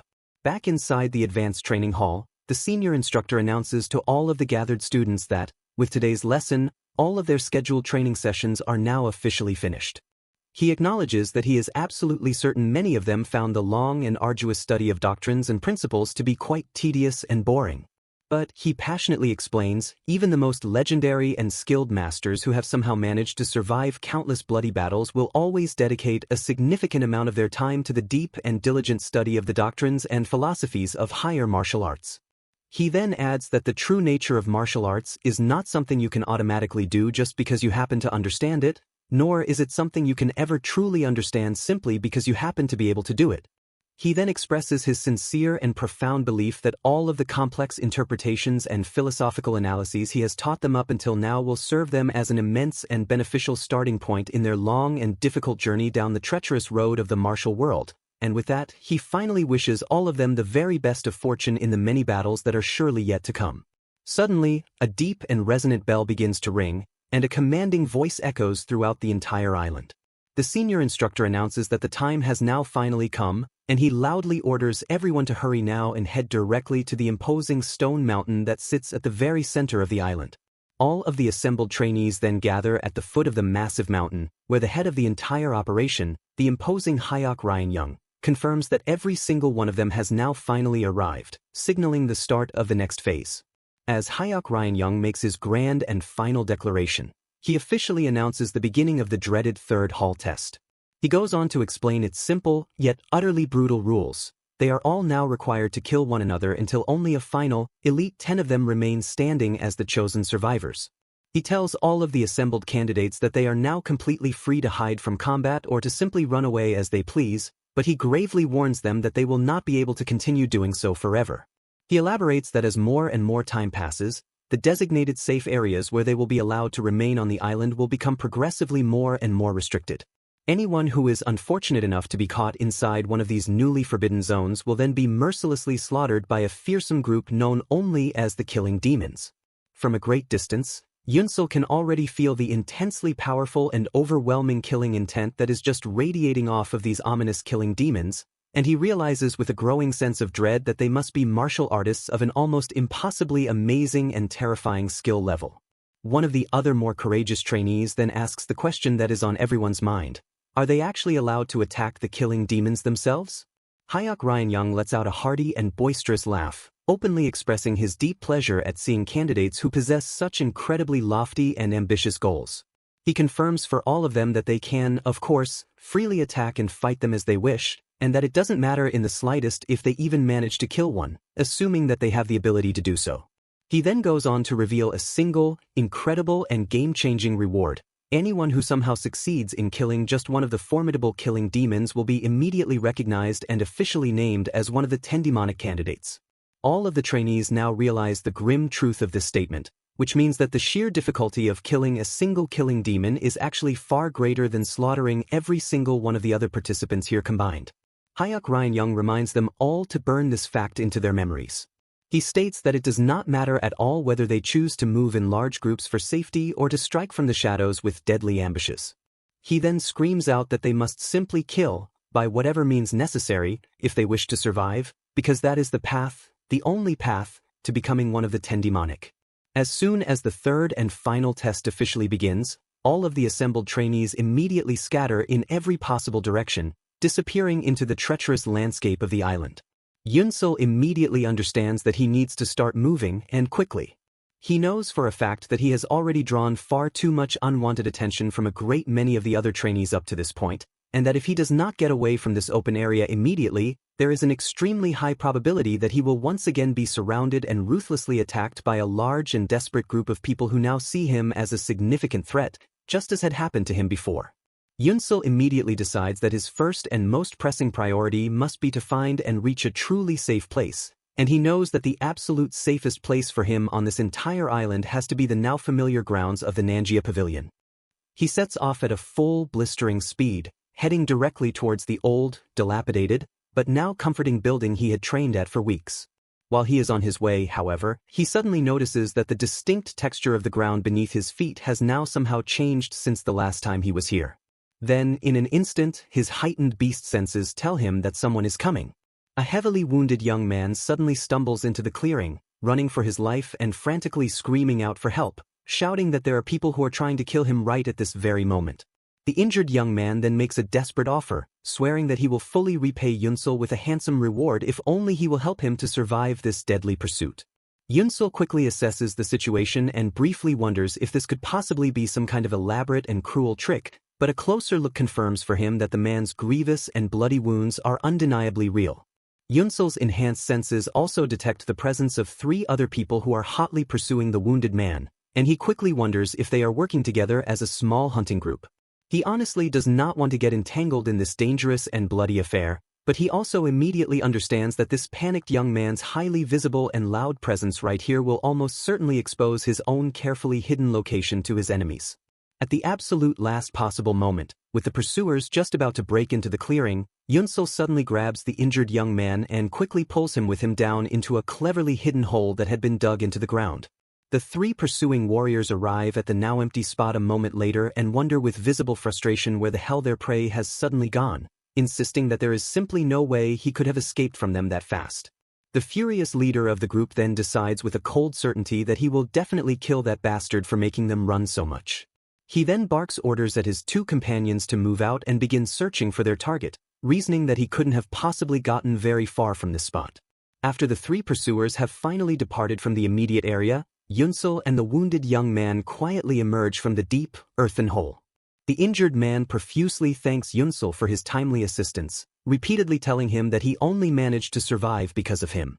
Yunsul, meanwhile, is thinking to himself that this perfectly concealed hiding place was obviously not created just for the simple purpose of hiding a body, and he comes to the correct conclusion that his former master, Elder Suwu, must have prepared this unique training spot especially and in advance for him. Yunsul clearly remembers that while he had been buried deep within the dark and narrow confines of the earth, he had physically felt the incredibly potent senses he had acquired from the way of the beast expanding themselves to an even greater and more profound degree than ever before. Through the vibrations in the very ground itself, he was able to clearly and distinctly sense the sound of their pursuers' feet striking against the earth and the faint, almost inaudible sound of them unsheathing their deadly swords. He could perceive the entire and complete situation unfolding above him just as vividly and as clearly as if he were actually seeing it happen with his own 2 eyes. Yunsul finally realizes with a flash of insight that this must be the advanced level of the way of the beast, the level that harnesses the power of vibrations. This, he now knows, is exactly what his wise old master had wanted to teach him all along. He then finally turns his full attention back to the wounded and grateful young man he had just saved. The young man politely introduces himself as Jiam Cheol-yang of the Blood Gate, and then he politely asks Yunsul for his own name in return. Yunsul, however, completely ignores his question and simply starts to walk away from the area. Jiam Cheol-yang quickly follows after him, desperately calling out for him to wait up. He quickly explains that he had fled deep into the forest as soon as the third hall had begun, but that his relentless attackers had managed to follow him and chase him without any rest. With a desperate plea in his voice, he then asks Yunsul if it would be alright if he could just accompany him for a while, reasoning that for some reason he feels as if he is a very trustworthy person, especially because he had so willingly helped to hide him earlier. Without even waiting for a proper response to his request, he then takes Yunsul's continued silence as his tacit permission to join him, and he happily and with great relief sets off right alongside him. Suddenly, and from a great distance away, the distinct and unmistakable sounds of a truly fierce and desperate battle erupt, echoing through the tense and quiet landscape. Yunsul calmly informs his new companion that a significant battle is currently happening right ahead of their position, and because of this, he suggests that they should immediately find another way around to avoid it. Cheol-young is completely amazed by Yunsul's almost supernatural ability to feel the distant vibrations of the fight through the very earth itself, and he then enthusiastically asks his new savior to please teach him how to perform this amazing feat as well. Not too far from their current location, a lone, desperate fighter is bravely facing off against more than one formidable opponent, and he furiously vows to definitely avenge his fallen disciples, even if it means he has to sell his very soul to do so. The single, powerful word, revenge, resonates deeply and instantly within Yunsul's own mind, as he immediately feels a deeply familiar and potent kind of profound hatred emanating from that lone warrior. Cheol-young, noticing the sudden change in his companion's demeanor, asks him what is wrong all of a sudden. Yunsul then abruptly announces a complete change of his plans, informing his shocked companion that they will now be joining that distant fight, a decision that leaves Cheol-young completely and utterly stunned. As Yunsul takes his first steps toward the raging battle, he suddenly and deftly parries a lightning-fast surprise blow that had been secretly aimed directly at him from the shadows. The hidden assassin is visibly and profoundly surprised by this, and he wonders out loud how on earth his target was possibly able to stop his clan's legendary and forbidden extreme hidden form technique. He then pointedly asks his would-be victim if he too is also a professional assassin by trade. But with a single, impossibly swift and fluid move, Yunsul skillfully and mercilessly kills the would-be assassin where he stands. Yunsul takes a brief moment to reflect on how surprisingly easy it was for him to deal with one of these deadly assassins. He thinks to himself that the assassin's powerful technique of secretly concealing one's form would have been incredibly and quite annoyingly difficult to deal with if he had not first taken the time to properly learn the profound way of the beast. Meanwhile, as the dead assassin's body hits the ground with a wet thud, Cheol-young lets out a terrified scream at the gruesome and bloody sight. Yunsul then silently thinks to himself that if he now goes to help that vengeful fighter to get rid of the rest of the assassins, perhaps he could finally feel for himself what it is truly like to complete his revenge. The remaining assassins decide that they have played around long enough and that they need to finish this skirmish as quickly as possible. One of them confidently tells the lone surviving fighter that, as a small sign of respect for his bravery, he will personally kill him in a single, swift blow. But, just before he can deliver this final, fatal attack, Yunsul decisively intervenes and completely blocks his deadly strike. All of the remaining assassins are now thoroughly shocked and confused, wondering where on earth this mysterious person could have possibly come from, and they begin to worry if there are still even more of their enemies hiding somewhere nearby. They then quickly decide that, regardless of who he is, they will just have to kill Yunsul as well. With that, a truly fierce and bloody fight breaks out, with Yunsul and the avenging fighter now fighting together side by side against all of the remaining deadly assassins. One by one, they systematically finish them off, and fresh crimson blood splatters everywhere across the now chaotic battlefield. The vengeful fighter finally manages to deliver the decisive final blow to the very last of his hated assassins. He then begins to laugh like a complete madman, his body and face now completely covered in his enemy's blood. He deliriously whispers to himself that he has now finally, after all this time, gotten his long-awaited revenge, and then, with his final ounce of strength gone, he collapses lifelessly to the ground. Cheol-young shakily asks Yunsul if it is all finally over now. At that exact moment, the seemingly harmless Cheol-young casually approaches Yunsul from behind and tells him that while his skills are truly amazing, he must never let his guard down for even a second. He then suddenly and viciously attacks him with a sharp, hidden dagger he had concealed on his person. However, Yunsul easily and effortlessly blocks the treacherous surprise attack.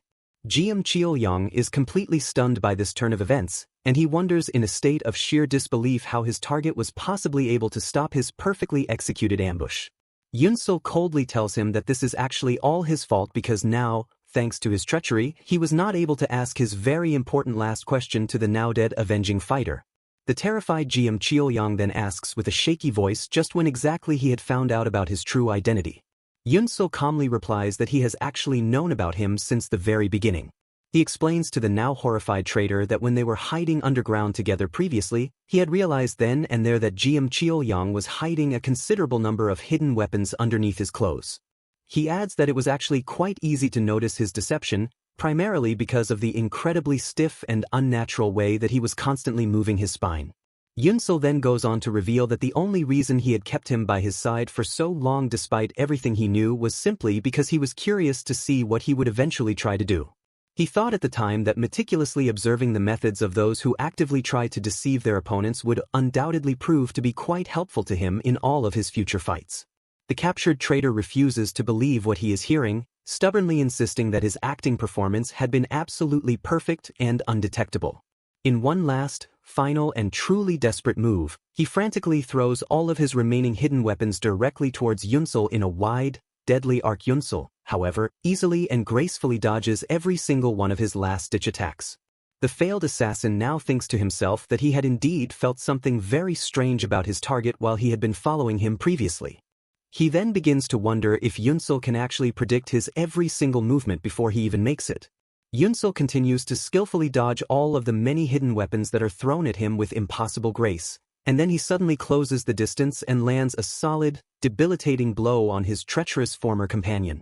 With a cold and detached tone, he explains that it doesn't matter how many good weapons one might have hidden if they are all so easily exposed.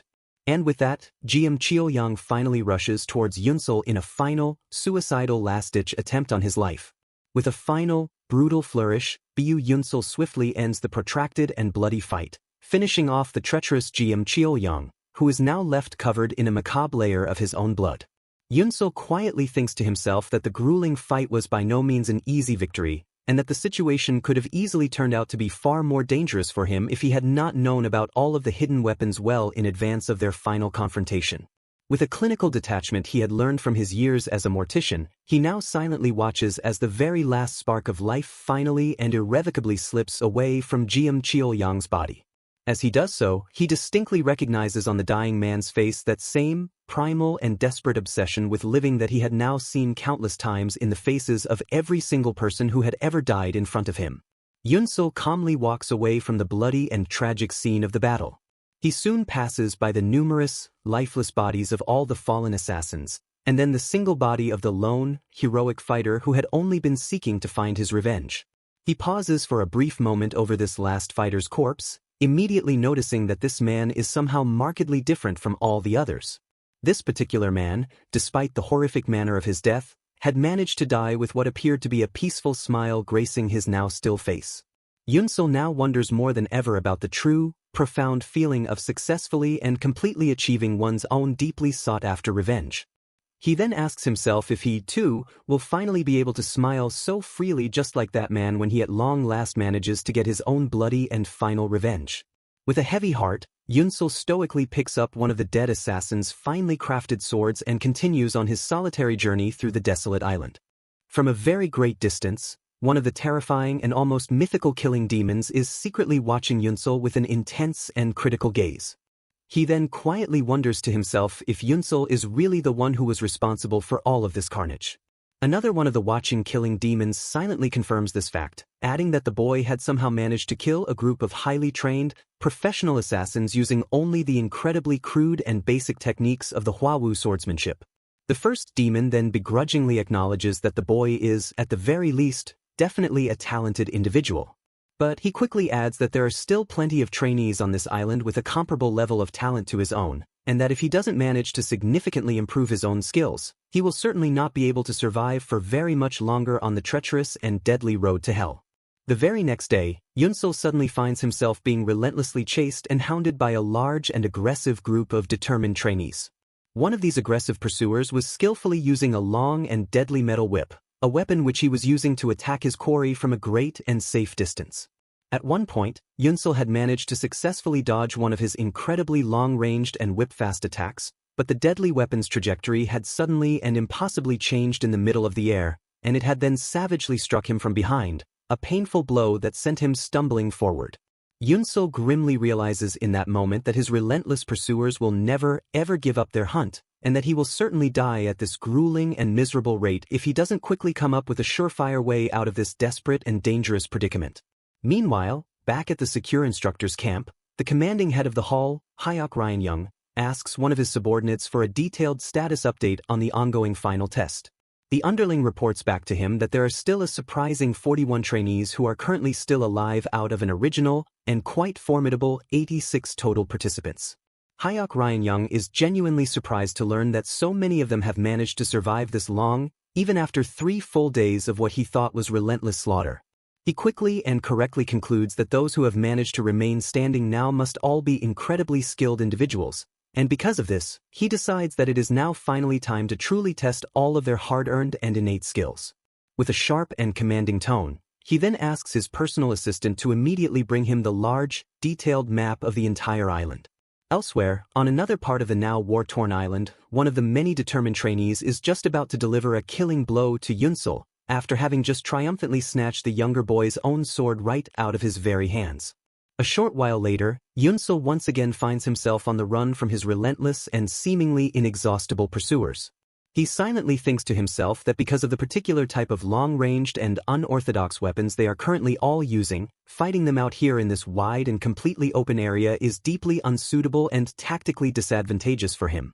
And so, with his back well and truly against the wall, he quickly and cleverly comes up with a detailed and daring plan that will be perfectly suited for his current and quite dire situation. Back at his central command post, head instructor Hyok Ryan-young looks down at the expansive map and makes a fateful and crucial decision. He will now severely restrict the current combat zone for the remaining survivors. He then immediately orders that all of the deadly and terrifying killing demons are to be forthwith unleashed directly into the Hwawu Sword Sect grounds. According to his new and daring plan, Yunsul now deliberately heads straight for the familiar and now abandoned Hwawu Sword Sect building. His many surprised and confused pursuers immediately follow him right inside. The trailing group now begin to wonder if he is somehow hiding somewhere inside of this sprawling and empty building, and one of them openly mocks him for finally allowing himself to be so easily cornered. Their overconfident leader also thinks to himself that no matter how incredibly fast his quarry might run, there is simply no way he will now be able to escape their clutches from inside this enclosed space. Suddenly, and seemingly from out of nowhere, Yunsul attacks all of them from directly behind. The surprised leader quickly and contemptuously calls him an idiot for attempting such a transparent and obvious ploy, loudly thinking that they would never fall for such a very cheap and amateurish trick. Yunsul then engages in a brutal and close-quarters battle with the entire group, all the while masterfully and skillfully avoiding their incredibly long-ranged and unwieldy weapon attacks within the narrow confines of the building. Their stunned leader is completely and utterly astounded by his incredible display of martial prowess.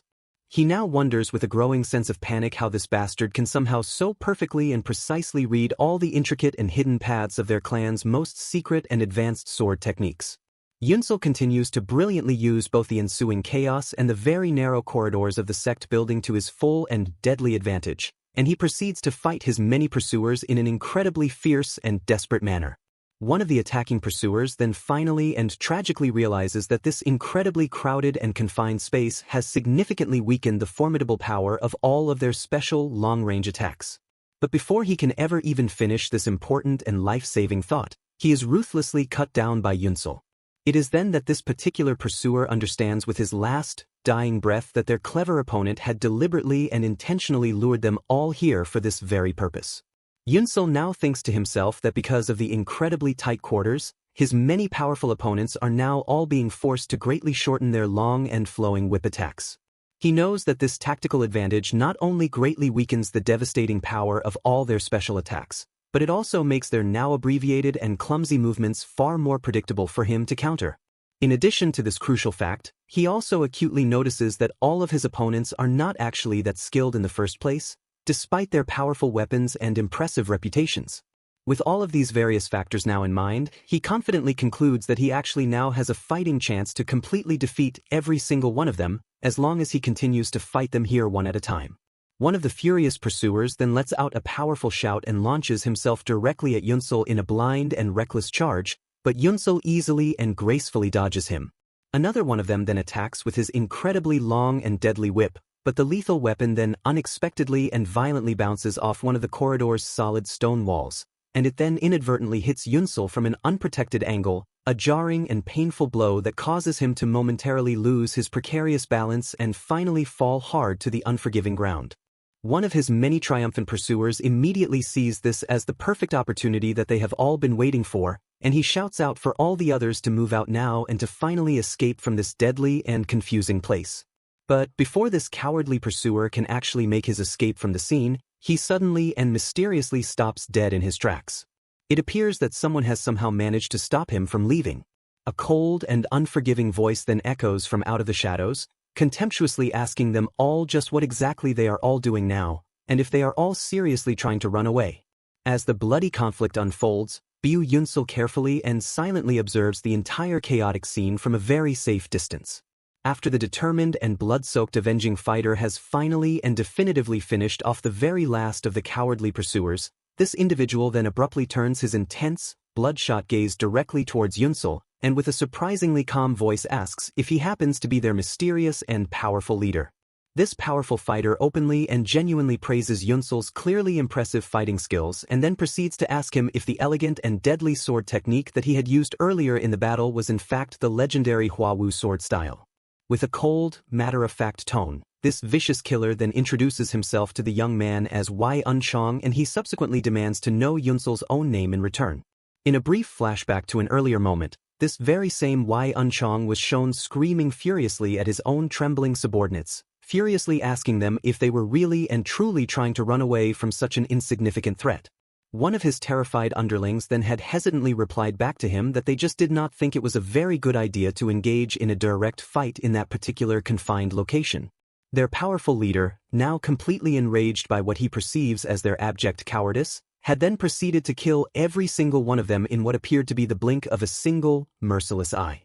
He had then thought to himself with a profound sense of utter contempt that this is exactly why he absolutely hates being forced to work with such worthless scraps of humanity, those losers who have not even managed to make it into the prestigious intermediate hall yet. Back in the present, just as Yunsul is about to properly and politely answer the warrior's question regarding his name, Wei Unchong suddenly bursts into a fit of loud, maniacal laughter, viciously proclaiming that he really does not care in the slightest about learning the name of a man who is just about to die anyway. With that dark proclamation, Wei Unchong then launches himself at the unsuspecting Yunsul in a blindingly fierce and devastating surprise attack. The young trainee instinctively tries his absolute best to block the powerful and overwhelming assault from the much stronger warrior, but his attacker's incredibly long and deadly metal whip quickly and expertly wraps itself around his proffered sword. Then, with an almost effortless ease, Wei Unchong completely shatters his opponent's blade into 1,000 tiny pieces. The victorious and sneering Wei Unchong then proceeds to mock the now disarmed Yunsul, telling him that he has heard a very interesting rumor about him, that the so-called upper-level officers of the Huawu sword sect had apparently only ever taught him a single, purely defensive sword technique. Yunsul is completely and utterly stunned by this unexpected revelation. He finds himself silently wondering just how on earth his opponent could possibly know about the purely defensive nature of his Haiyanji Yuyun, the mysterious Azure Rain. He even begins to question if this man somehow possesses some sort of secret and extensive information network that he himself knows absolutely nothing about. Wei Unchong then launches yet another relentless and furious attack on his disarmed and now reeling opponent, all the while harshly scolding him for getting lost in his own pointless thoughts in the very middle of their deadly fight to the death. The incredibly intense and brutal battle between the two remaining warriors continues to escalate, and Yunsul very quickly comes to realize that his immensely powerful opponent is literally smashing through every single wall and ceiling that happens to be in his path without a single moment of hesitation.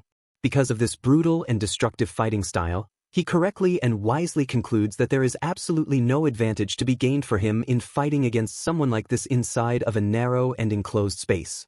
Yunsul then skillfully and deftly moves away from his powerful adversary in order to create some much-needed distance between the two of them. His opponent, Wei Unchong, then loudly expresses his profound and utter disappointment in him. He contemptuously tells Yunsel that with a pathetic swordplay such as his, he could never hope to stand as a match for the mighty Baekma whip. With another deafening battle cry, Wei Unchong then unleashes a powerful, all-out attack with his terrifying and incredibly long chain weapon, expertly and completely trapping the young and inexperienced Yunsel within an intricate and seemingly inescapable web of deadly, razor-sharp steel that is coming at him from all directions at once. With a triumphant and sarcastic sneer on his face, he then condescendingly asks his hopelessly trapped opponent if this pathetic display is all that remains of his last desperate struggle, as he firmly believes that a purely defensive technique such as the mysterious Azure Rain will certainly not be enough to save him from his imminent and bloody demise.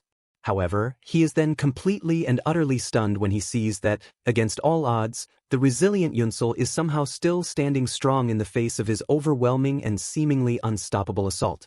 Then, as if by some miracle, Yunsel finally and incredibly manages to completely break free from the supposedly unbreakable web that Wei Unchong had so masterfully and expertly woven with his unique and deadly weapon. The temporarily foiled Wei Unchong lets out a hearty and confident laugh, loudly vowing to crush the very breath out of his young opponent very, very soon. This unimaginably powerful and incredibly destructive technique had then proceeded to completely and utterly annihilate his much older and more experienced opponent. Yunsel thinks to himself that this incredibly powerful technique indeed possesses an absolutely monstrous and almost uncontrollable level of destructive power, just as his wise instructor Jean had once told him it did. But then he suddenly and violently coughs up a great mouthful of his own warm, red blood. He now fully and painfully realizes that this advanced and incredibly powerful technique is actually far too advanced for him to handle at his current and still developing level of mastery, and because of this, he knows that he is not yet able to use it freely and without suffering any significant and painful repercussions. He feels incredibly relieved that he has somehow managed to win this desperate and life-threatening battle, but he also knows for a fact that this particular fight took far too much precious time to win, and that the ever-shrinking restricted zones on the island will be changing again very, very soon. He knows with a grim and absolute certainty that he must now quickly and immediately move on to his next objective. Suddenly, and with a terrible feeling of deep and utter dread, his newly acquired and highly sensitive senses pick up on the close proximity and incredibly dangerous presence of someone else on the battlefield. He then slowly and very nervously wonders to himself why on earth someone like that is currently in this very place, and he finally freezes completely in his tracks when he looks up and sees an absolutely terrifying killing demon standing silently right in front of him, its ominous red eyes now glowing menacingly in the encroaching darkness. Biu Yunsel finds himself silently wondering just why a lethal killing demon would be present here, and he begins to question if this particular area had somehow become one of the officially restricted zones while he had been deeply engaged in his fierce and bloody fight. He quickly comes to the logical conclusion that he definitely did not end up in this dangerous situation simply because he had run away from a prior engagement, and so he wonders to himself if he might just be allowed to quietly and peacefully leave this now dangerous area. He then clearly observes that the menacing, silent killing demon standing before him is not making any kind of reaction to his presence at all, so he tentatively assumes that this must indeed mean that he is now free to leave this location without any further incident. However, just as the wary Yunsel carefully and deliberately tries to pass by this mysterious and intimidating figure, the killing demon suddenly and without any kind of warning attacks him with an impossibly swift and deadly movement, launching an attack directly at him from behind. Yunsel can only vividly imagine his own neck being cleanly sliced through if he were to somehow fail to dodge this incredibly sudden and lethal assault. By a miracle of timing, Yunsel manages to instinctively dodge the deadly attack at the absolute last possible second. He then realizes with a growing and sickening sense of dread that if it were not for his prior, arduous mastery of the legendary way of the beast, he would most surely be quite dead by now, especially since he hadn't even been able to properly sense his incredibly fast and silent opponent's presence as he swung his devastating and fatal sword. With his life now on the line, Yunsel mentally prepares himself for the ensuing deadly confrontation, knowing full well that he should not allow himself to be deceived in any way by his new opponent's deceptively calm and emotionless appearance. He is also acutely aware that the very moment he tries to make even the slightest of movements, this deadly killing demon will immediately launch a devastating attack on him with extreme prejudice. In this critical and life-threatening moment, Yunsul suddenly recalls a very important and crucial lesson that he had once learned from his wise former master, Elder Sowo. The old master had once explained to him that when a deadly predator begins to hunt its more agile prey, the prey itself is not at all easily caught, even though the powerful predator is almost always significantly faster than it is. And the primary and simple reason for this, he had explained, is because the much more clever and agile prey tends to move in a difficult and hard-to-follow zigzag pattern. But, his master had then gravely added, the true apex predators of the world will always somehow succeed in their hunts, primarily because they will patiently and expertly time their lethal attacks for the precise moment that their fleeing prey chooses to make its next move. And with this newfound piece of critical strategic knowledge in mind, Yunsul now immediately decides to apply this advanced and deadly hunting strategy to his current and incredibly dire situation. He begins his counterattack by first moving in a deliberately and almost comically predictable zigzag path to lull his opponent into a false sense of security. He then brilliantly uses his profound and hard-earned way of the beast to effortlessly dodge the subsequent and fully expected series of deadly attacks from his confused and now frustrated opponent. And finally, he expertly seizes the one perfect and fleeting moment of opportunity that his brilliant strategy has created for him. For just a single, terrifying moment, the formidable and seemingly unstoppable killing demon now stands perfectly still right in front of him. Yunsul thinks to himself in that horrifyingly long and drawn-out moment that it is now far too late for him, and that he is surely doomed to die. But he is then completely and totally stunned and surprised when he suddenly sees his deadly opponent inexplicably stop its attack mid-motion and simply turn around to quietly and unceremoniously leave the battlefield. Yunsul can only stand there and wonder why on earth his terrifyingly powerful opponent had so suddenly and unexpectedly stopped his assault. He begins to question if he had somehow unknowingly crossed over the unseen boundary of the now restricted area without even managing to realize it at the time. He then takes a brief moment to quickly reflect on their all-too-brief but incredibly intense fight, and he readily and honestly admits to himself that he had only just barely managed to dodge the powerful demon's devastating and relentless attacks with every single ounce of the strength that he possessed in his entire being. Yet, in spite of all of his incredible effort and all of his newfound skills, he still hadn't been able to create even a single, solitary opening in his deadly opponent's absolutely impenetrable defense. He then comes to the deeply humbling conclusion that this truly is the insurmountable and incredible level of a true and genuine master, and he also finally and truly admits to himself that he has been nothing more than a frog trapped at the bottom of a deep well all along, completely unaware of just how truly and unbelievably vast the world of martial arts really is, and just how terrifyingly and unimaginably powerful those who inhabit it truly are. He finally and fully understands with a newfound and deep-seated resolve that the deadly killing demon's martial arts had been on an entirely different level, a level that he could not yet even begin to properly and accurately measure. He then comes to the dark and inescapable conclusion that his own beloved grandfather's mysterious and cold-blooded killer undoubtedly possesses skills and abilities that are truly and undeniably comparable to what he had just witnessed. And with that, his already unwavering resolve now hardens into something akin to tempered steel, as he now fully realizes that he absolutely must somehow manage to surpass even this incredibly high level of supreme mastery if he is to ever hope to achieve his own final and long-awaited revenge. Suddenly, yet another entirely new and unknown person appears from out of the shadows and calls out to him by his full and proper name, Bu Yunsil of the Bao family. This mysterious new arrival then proceeds to tell the wary Yunsul that he has been looking all over for him for quite some time now, and that he has heard a very interesting rumor that the young boy had somehow managed to learn the profound and difficult way of the beast. Yunsul once again thinks to himself that this man is also now talking as if he knows him quite well, just like so many of the others before him had, a fact which can only mean that a great deal of detailed information about his past and his abilities has now spread quite far and wide throughout this dangerous and hostile island. The man then begins to properly introduce himself to Yunsul, and then he suddenly and inexplicably stops, sarcastically adding that a man who is just about to die really does not have any need at all to know his name, and then he abruptly launches a devastatingly quick and unexpected surprise attack on the young warrior. With what appears to be an almost effortless ease, Yunsul manages to avoid the deadly sneak attack from his new opponent.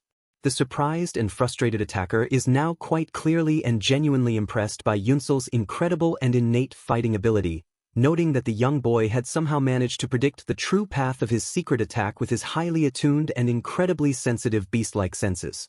He then gravely tells his target that he is now completely sure that he is truly and absolutely destined to become one of the legendary 10 demon candidates in the near and foreseeable future. And then he grimly adds that it is for that very specific and singular reason that he absolutely must kill him right here and now, while he is still nothing more than a very weak and very vulnerable demon seed. In that very moment, Yunsul keenly notices that his current opponent's entire and fundamental energy flow has now somehow completely and entirely changed. He suddenly recalls with a renewed and deep-seated suspicion that not every single person on this heavily fortified island is really here with the simple and earnest intention of becoming one of the famed 10 demon lords, and he then begins to seriously and quietly wonder to himself if this strange and incredibly powerful man might just be one of them. With a conscious and supreme act of will, he then forcibly removes all of these unnecessary and incredibly distracting thoughts from his now incredibly focused and deadly mind in order to once again fully and totally concentrate on the current fight to the death. During their subsequent and very intense exchange of heavy blows, Yunsul begins to feel a very strange and almost unsettling new sensation, a bizarre and unnatural energy flow that seems to be inexorably and powerfully pulling him ever closer toward his current opponent.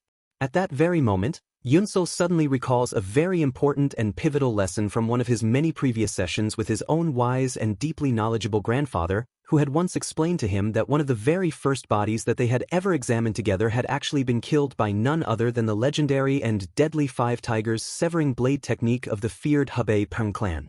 His loving grandfather had known this specific fact because, despite the almost complete lack of any kind of external and visible wounds, all of the poor victim's internal bones had been completely and totally shattered from within.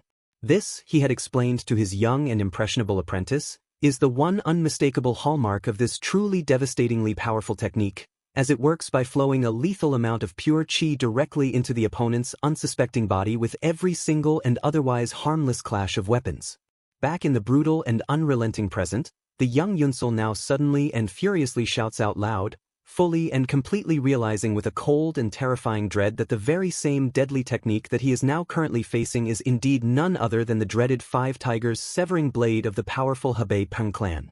His currently dumbfounded and now totally speechless opponent is completely and utterly stunned by the incredible and almost impossible fact that he was somehow able to so easily and so accurately recognize his unique and well-guarded fighting style. Yunsul then suddenly and with a terrifying sense of vivid clarity remembers another very distinct and incredibly important characteristic of this deadly technique, a crucial fact that his grandfather had also once taken the time to explain to him. He remembers his grandfather teaching him about the technique's incredibly powerful and very well-known absorption art, a unique and fundamental internal technique which he had described as acting almost exactly like a powerful and irresistible vortex, one that powerfully pulls every single thing around it directly towards itself, and that its most accomplished users will often use it to completely and totally control their opponent's own weapon and their entire body with every single and subtle clash of their weapons. He continues to recall in perfect and vivid detail his grandfather's important and ultimately life-saving lesson. The wise old man had patiently explained that the entire Hebei Peng clan fights exactly like a very dangerous and incredibly ferocious tiger, skillfully and repeatedly exploiting the incredibly brief but crucially important opportunity that arises when they have successfully managed to confuse their opponent's own sword path, an opportunity which they then use to completely and totally swallow their now defenseless prey whole. In the terrifyingly brutal and very dangerous present, the young Bu Yunsul now decides that he will cleverly exploit this one critical weakness in his opponent's otherwise perfect and very dangerous absorption art in order to forcefully twist his very own opponent's powerful and very deadly sword directly toward himself. His incredibly powerful and very dangerous opponent, a man who then formally and with a great sense of pride identifies himself as Peng AK of the Hebei Peng clan, then solemnly declares that he will now face his opponent with his absolute and complete seriousness, and he then furiously vows in the sacred name of his incredibly ancient and very noble clan that he will now completely and totally eradicate this incredibly dangerous and potentially world-ending demon seed from the face of the earth, once and for all. But when Peng AK finally and furiously unleashes his next and presumably final devastatingly powerful attack, the incredibly clever Yunsul completely surprises him with an incredibly shocking and totally unexpected and brilliant move. He plants his very own sword deeply and firmly into the soft ground right beneath his very feet. This incredibly shocking and unbelievably unpredictable move so completely stuns the much more experienced and incredibly powerful Peng AK that he can only look on in absolute and total shock. With his sword now acting as a clever and completely unexpected pivot point, Yunsul then brilliantly uses his improvised anchor to suddenly kick his off-balance opponent squarely in the chest, a powerful and well-placed blow that sends the much more powerful Peng AK completely off balance. In that very moment, Yunsul triumphantly and with a great sense of relief realizes to himself that his incredibly dangerous and seemingly desperate plan is now finally working. An enraged Peng AK furiously bellows, questioning how a demonic fiend like Yunsul dares to try that same trick against him. Yunsul thinks to himself that the move did indeed land, but it only managed to barely scratch his formidable opponent. He correctly assesses that his opponent's entire body has been thoroughly hardened by many long years of intense and grueling training, but he now confidently believes that he has found the true way to counter it. Yunsul remembers an old, invaluable lesson that his grandfather had once taught him, the principle to strike second in order to conquer first. He recalls the teaching that in that infinitesimally small instant right when two blades are about to clash, if you can manage to move just a mere fraction faster than your opponent, that alone is the definition of true speed. And so, Yunsul resolves to twist his enemy's own powerful technique against him, vowing to cut him down at a speed that is even faster than his powerful saber. Peng AK lets out another fierce battle cry, but Yunsul decides that he will not fight against the powerful pull of his enemy's technique. Instead, he chooses to ride the current of energy with his own sword. He thinks that if he allows the force to pull him in and then redirects it at the very last possible moment, he can land a decisive blow. With another mighty heave, he swings his blade in a great arc. The resulting strike slices deeply into his opponent. Peng AK gasps in shock, wondering what that attack was and questioning if the boy could have possibly used his own Hup Jagiol against him. He dismisses the thought as impossible, knowing that the absorbing technique of the Oho Danmun saber art can drag even a distant boulder with its immense force. He knows that properly controlling that kind of power is incredibly hard, even for the most seasoned of masters, and he concludes there is no way that some punk kid could ever manage such a feat. He furiously screams and launches the same attack again. Yunsul calmly thinks that it is a useless endeavor, because the stronger his opponent's technique pulls, the faster his own sword will strike in return. Peng Ik shouts in pure frustration, angrily demanding to know how long his opponent thinks that pathetic little trick of his will last. Suddenly, Yunsul notices that his enemy's formidable and dangerous technique has vanished. With a dismissive tch, Peng AK declares that he does not need to use such a technique just to deal with worthless trash like him. He then charges forward with another furious shout. Yunsul, however, simply thinks to himself that he was waiting for this exact moment. He readies his stance and prepares to unleash the Huawu sword's first form, Mystery Within Mystery. He unleashes his devastating counterattack. His opponent is sent flying backward from the sheer force of the blow. The man falls to his knees, utterly defeated, and with his dying breath, asks if what he had just witnessed could possibly be the legendary Mystery Within Mystery. Yunsul confirms that it was, admitting to himself that it was far too close of a call. He silently reflects on the incredible risk he had just taken, knowing that in order to twist Mystery Within Mystery, which is a purely defensive stance, into a full-fledged attack, he had been forced to risk every other form of the style turning against him. His vanquished opponent expresses his profound astonishment, stating that he never would have imagined that someone could interpret the revered technique in such a way. He then asks Yunsul, his voice now fading, what this is and if he is just leaving already. Yunsul stoically replies that his fight has nothing to do with his own quest for revenge. For someone from the demonic faction, Peng AK finds this sentiment truly intriguing. As Yunsul turns to leave, Peng AK weakly whispers for them to pray that they never cross paths again, and then he finally collapses to the ground from his grievous injuries.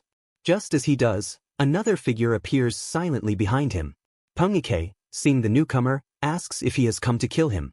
The hooded killing demon addresses the fallen man, remarking on the tyranny of the Habuk Peng clan. He then says that for a man of the righteous faction, he was quite useful, and that it is a pity. The dying warrior gasps out a weak laugh, now realizing that they knew all along that he was a spy. The demon coldly replies that he underestimated the demon hall, and with a simple and final farewell, he executes the fallen spy without a second thought. Elsewhere on the island, in another dark and treacherous part of the woods, a different battle is reaching its own bloody conclusion.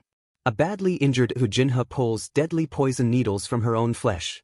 She is exhausted, panting from her many wounds as she finally stands up. A group of sinister-looking opponents then materializes before her, their leader informing her that her luck is now out.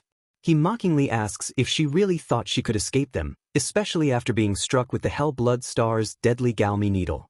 He cruelly tells her that without the antidote, she is already a dead woman. Jinha silently curses her terrible luck, thinking to herself how damn it all is. She realizes now, far too late, that she had no idea a group so skilled with poison and hidden weapons was operating in such a coordinated way. She knows now that there is a limit to fighting all alone. Her opponents then notice that she is now holding her sword in her left hand and taunt her, asking if she truly plans to fight them like that. Their leader coldly tells her that no matter how skilled she is, a right-handed swordsman can't suddenly master fighting with their left hand, and he contemptuously advises her to just give it up. With that final cruel taunt, they all begin to mercilessly attack her in a coordinated assault. Although she manages to fend off their initial rush with surprising and admirable skill, another poison needle still finds its mark, lodging itself deep in her arm. Shit, she thinks, another poison needle. She now knows with a grim certainty that if she doesn't get the antidote within 15 minutes, it is already over for her. Hopelessly surrounded and gravely injured, she begins to believe that there is now truly no escape, and that her time is finally up. It's already over, she thinks, her hope now completely gone. But then, just as she is about to be overwhelmed, she hears a sudden, blood-curdling scream from among her attackers. Someone is there, an unknown person who has suddenly and expertly ambushed them from the shadows. One by one, her attackers are cut down as they desperately and futilely scream into the darkness, asking who it is that dares to ambush them. And at that very last, most critical moment, Yunsul makes his dramatic entrance, having saved the now completely astonished Seo Jinha from certain death with a series of incredibly swift and lethally decisive movements. The last of the ambushers falls, and their now lifeless bodies are left scattered across the blood-soaked ground. Yunsul stands as the lone survivor in the center of the recent massacre, while a wary Seo Jinha cautiously steps back from him. She tells him to wait, assuring him she harbors no hostile intentions towards him. She quickly searches the corpse of one of her fallen attackers and pulls out a small vial, recognizing it as the life-saving antidote she needs. She thinks to herself that with this antidote in hand, she can now face the other members of the Hell-Blood Star with more confidence. As Yunsul turns his back to depart from the gruesome scene, Seo Jinha asks him once more to wait. He turns back and asks what it is she wants from him. She explains that she has been afflicted by the Hell-Blood Star's poison, and that she has less than an hour before it spreads fatally throughout her entire system. Yunsul replies with a cold and detached voice, telling her she is mistaken in her assumption that he would help her. He clarifies that the sole reason he is on this island is to kill everyone else, a mission that includes her. He then states that the only reason he is leaving her alone now is because he feels no personal need to kill her himself at this exact moment.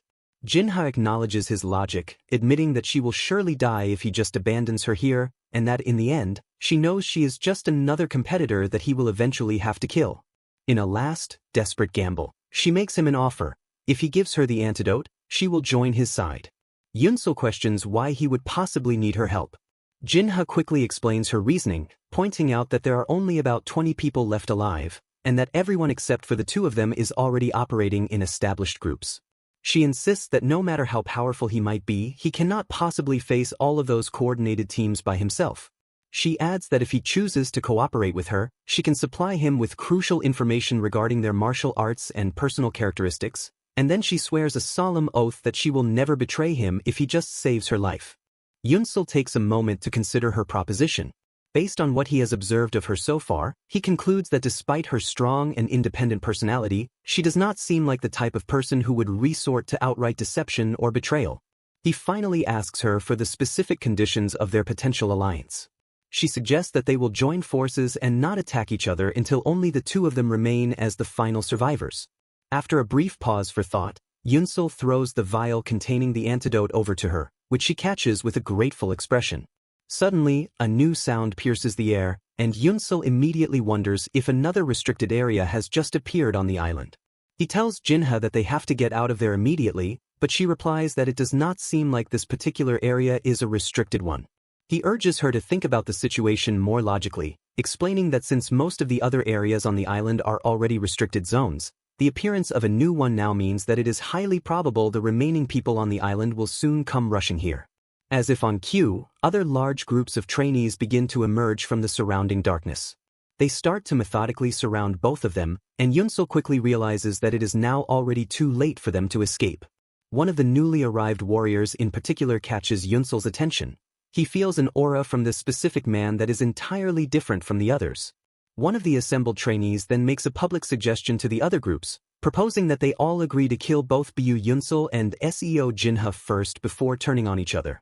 Another of the trainees quickly identifies them for the benefit of the group, naming Bu Yunsul as the one who has mastered the way of the beast, and Ho Jinha as the skilled swordswoman who cannot be underestimated due to her thorough investigations into all the other trainees. The leader of another opposing group thinks to himself that they are now well informed about both of their targets, and he now understands why they had not formed a group until now, guessing that they have finally joined forces. Yunsul recalls the vial of antidote powder that his new ally had acquired, and she tells him that she will scatter the Spirit Mountain powder, a move that she says will give them the chance they need to escape. Jinha then throws the powder high into the air, and their opponents immediately panic, fully believing it to be the deadly poison from the Hellblood Star. Yunsul and Jinha immediately use this crucial moment of chaos and confusion to make their escape. However, one of the more observant opponents quickly realizes that the powder is not poisonous at all and that they have all been tricked. Their furious leader then immediately orders his men to pursue the fleeing pair. Jinha thinks to herself that while the powder does indeed produce a lot of smoke and is quite good for a distraction, the current wide open space is a clear tactical disadvantage for them. She tells Yunsul that they need to head toward the Rocky Mountain area, which has lots of narrow caves. Yunsul then asks her if she is thinking the same thing that he is, and she confirms that they need to find an advantageous cave to fight in. He tells her that he knows of one such place. He proceeds to lead her to a very specific cave that possesses a very narrow entrance and an extremely long tunnel. Jinha expresses her surprise that he knew about something like that, stating that it was already hard enough to believe he had mastered the way of the beast, and she now begins to wonder what on earth his true identity could be. The two of them then set off at their full speed, making their way towards the rocky part of the island. When they finally arrive, Jinha immediately notices a strange and unsettling mist that definitely was not there before, a strange fact that Yunsul readily agrees with her about. A sinister-looking killing demon then silently emerges from within the dense fog. Jinha realizes in a state of absolute shock that they are now face-to-face with the legendary killing demons, which can only mean that this new location is now a fully-fledged restricted area. Yunsul calmly observes that the demons seem to be just watching the unfolding situation, and he correctly concludes that the Demon Hall's instructors must have intentionally designated this exact place as the new restricted area precisely because they knew that the two of them would try to escape here. Jinha then desperately asks what they should do now, to which Yunsul replies that as long as they do not cross the boundary line, the killing demons will not attack them directly. He then adds that if they absolutely have to fight the pursuing group, this location is not the worst place to do it. He explains that standing with their backs to this new restricted area is essentially the same as standing in a cave that has a blocked-off back entrance. Jinha agrees with his sound assessment, saying that they now have no other choice, and with that, the two of them prepare themselves for the imminent fight for their very lives. Just at that moment, the large and formidable group that had been relentlessly chasing them finally arrives at their location, their furious leaders sarcastically asking them if they are finally done running away now. The two opposing sides now stand in a tense and silent face-off, while the ominously silent and deadly killing demons simply watch them all from just behind the fog line. One of the enemy trainees complains that their two targets are now causing them a great deal of unnecessary trouble, and he declares that, without wasting any more precious time, the others should now simply hit them all at once.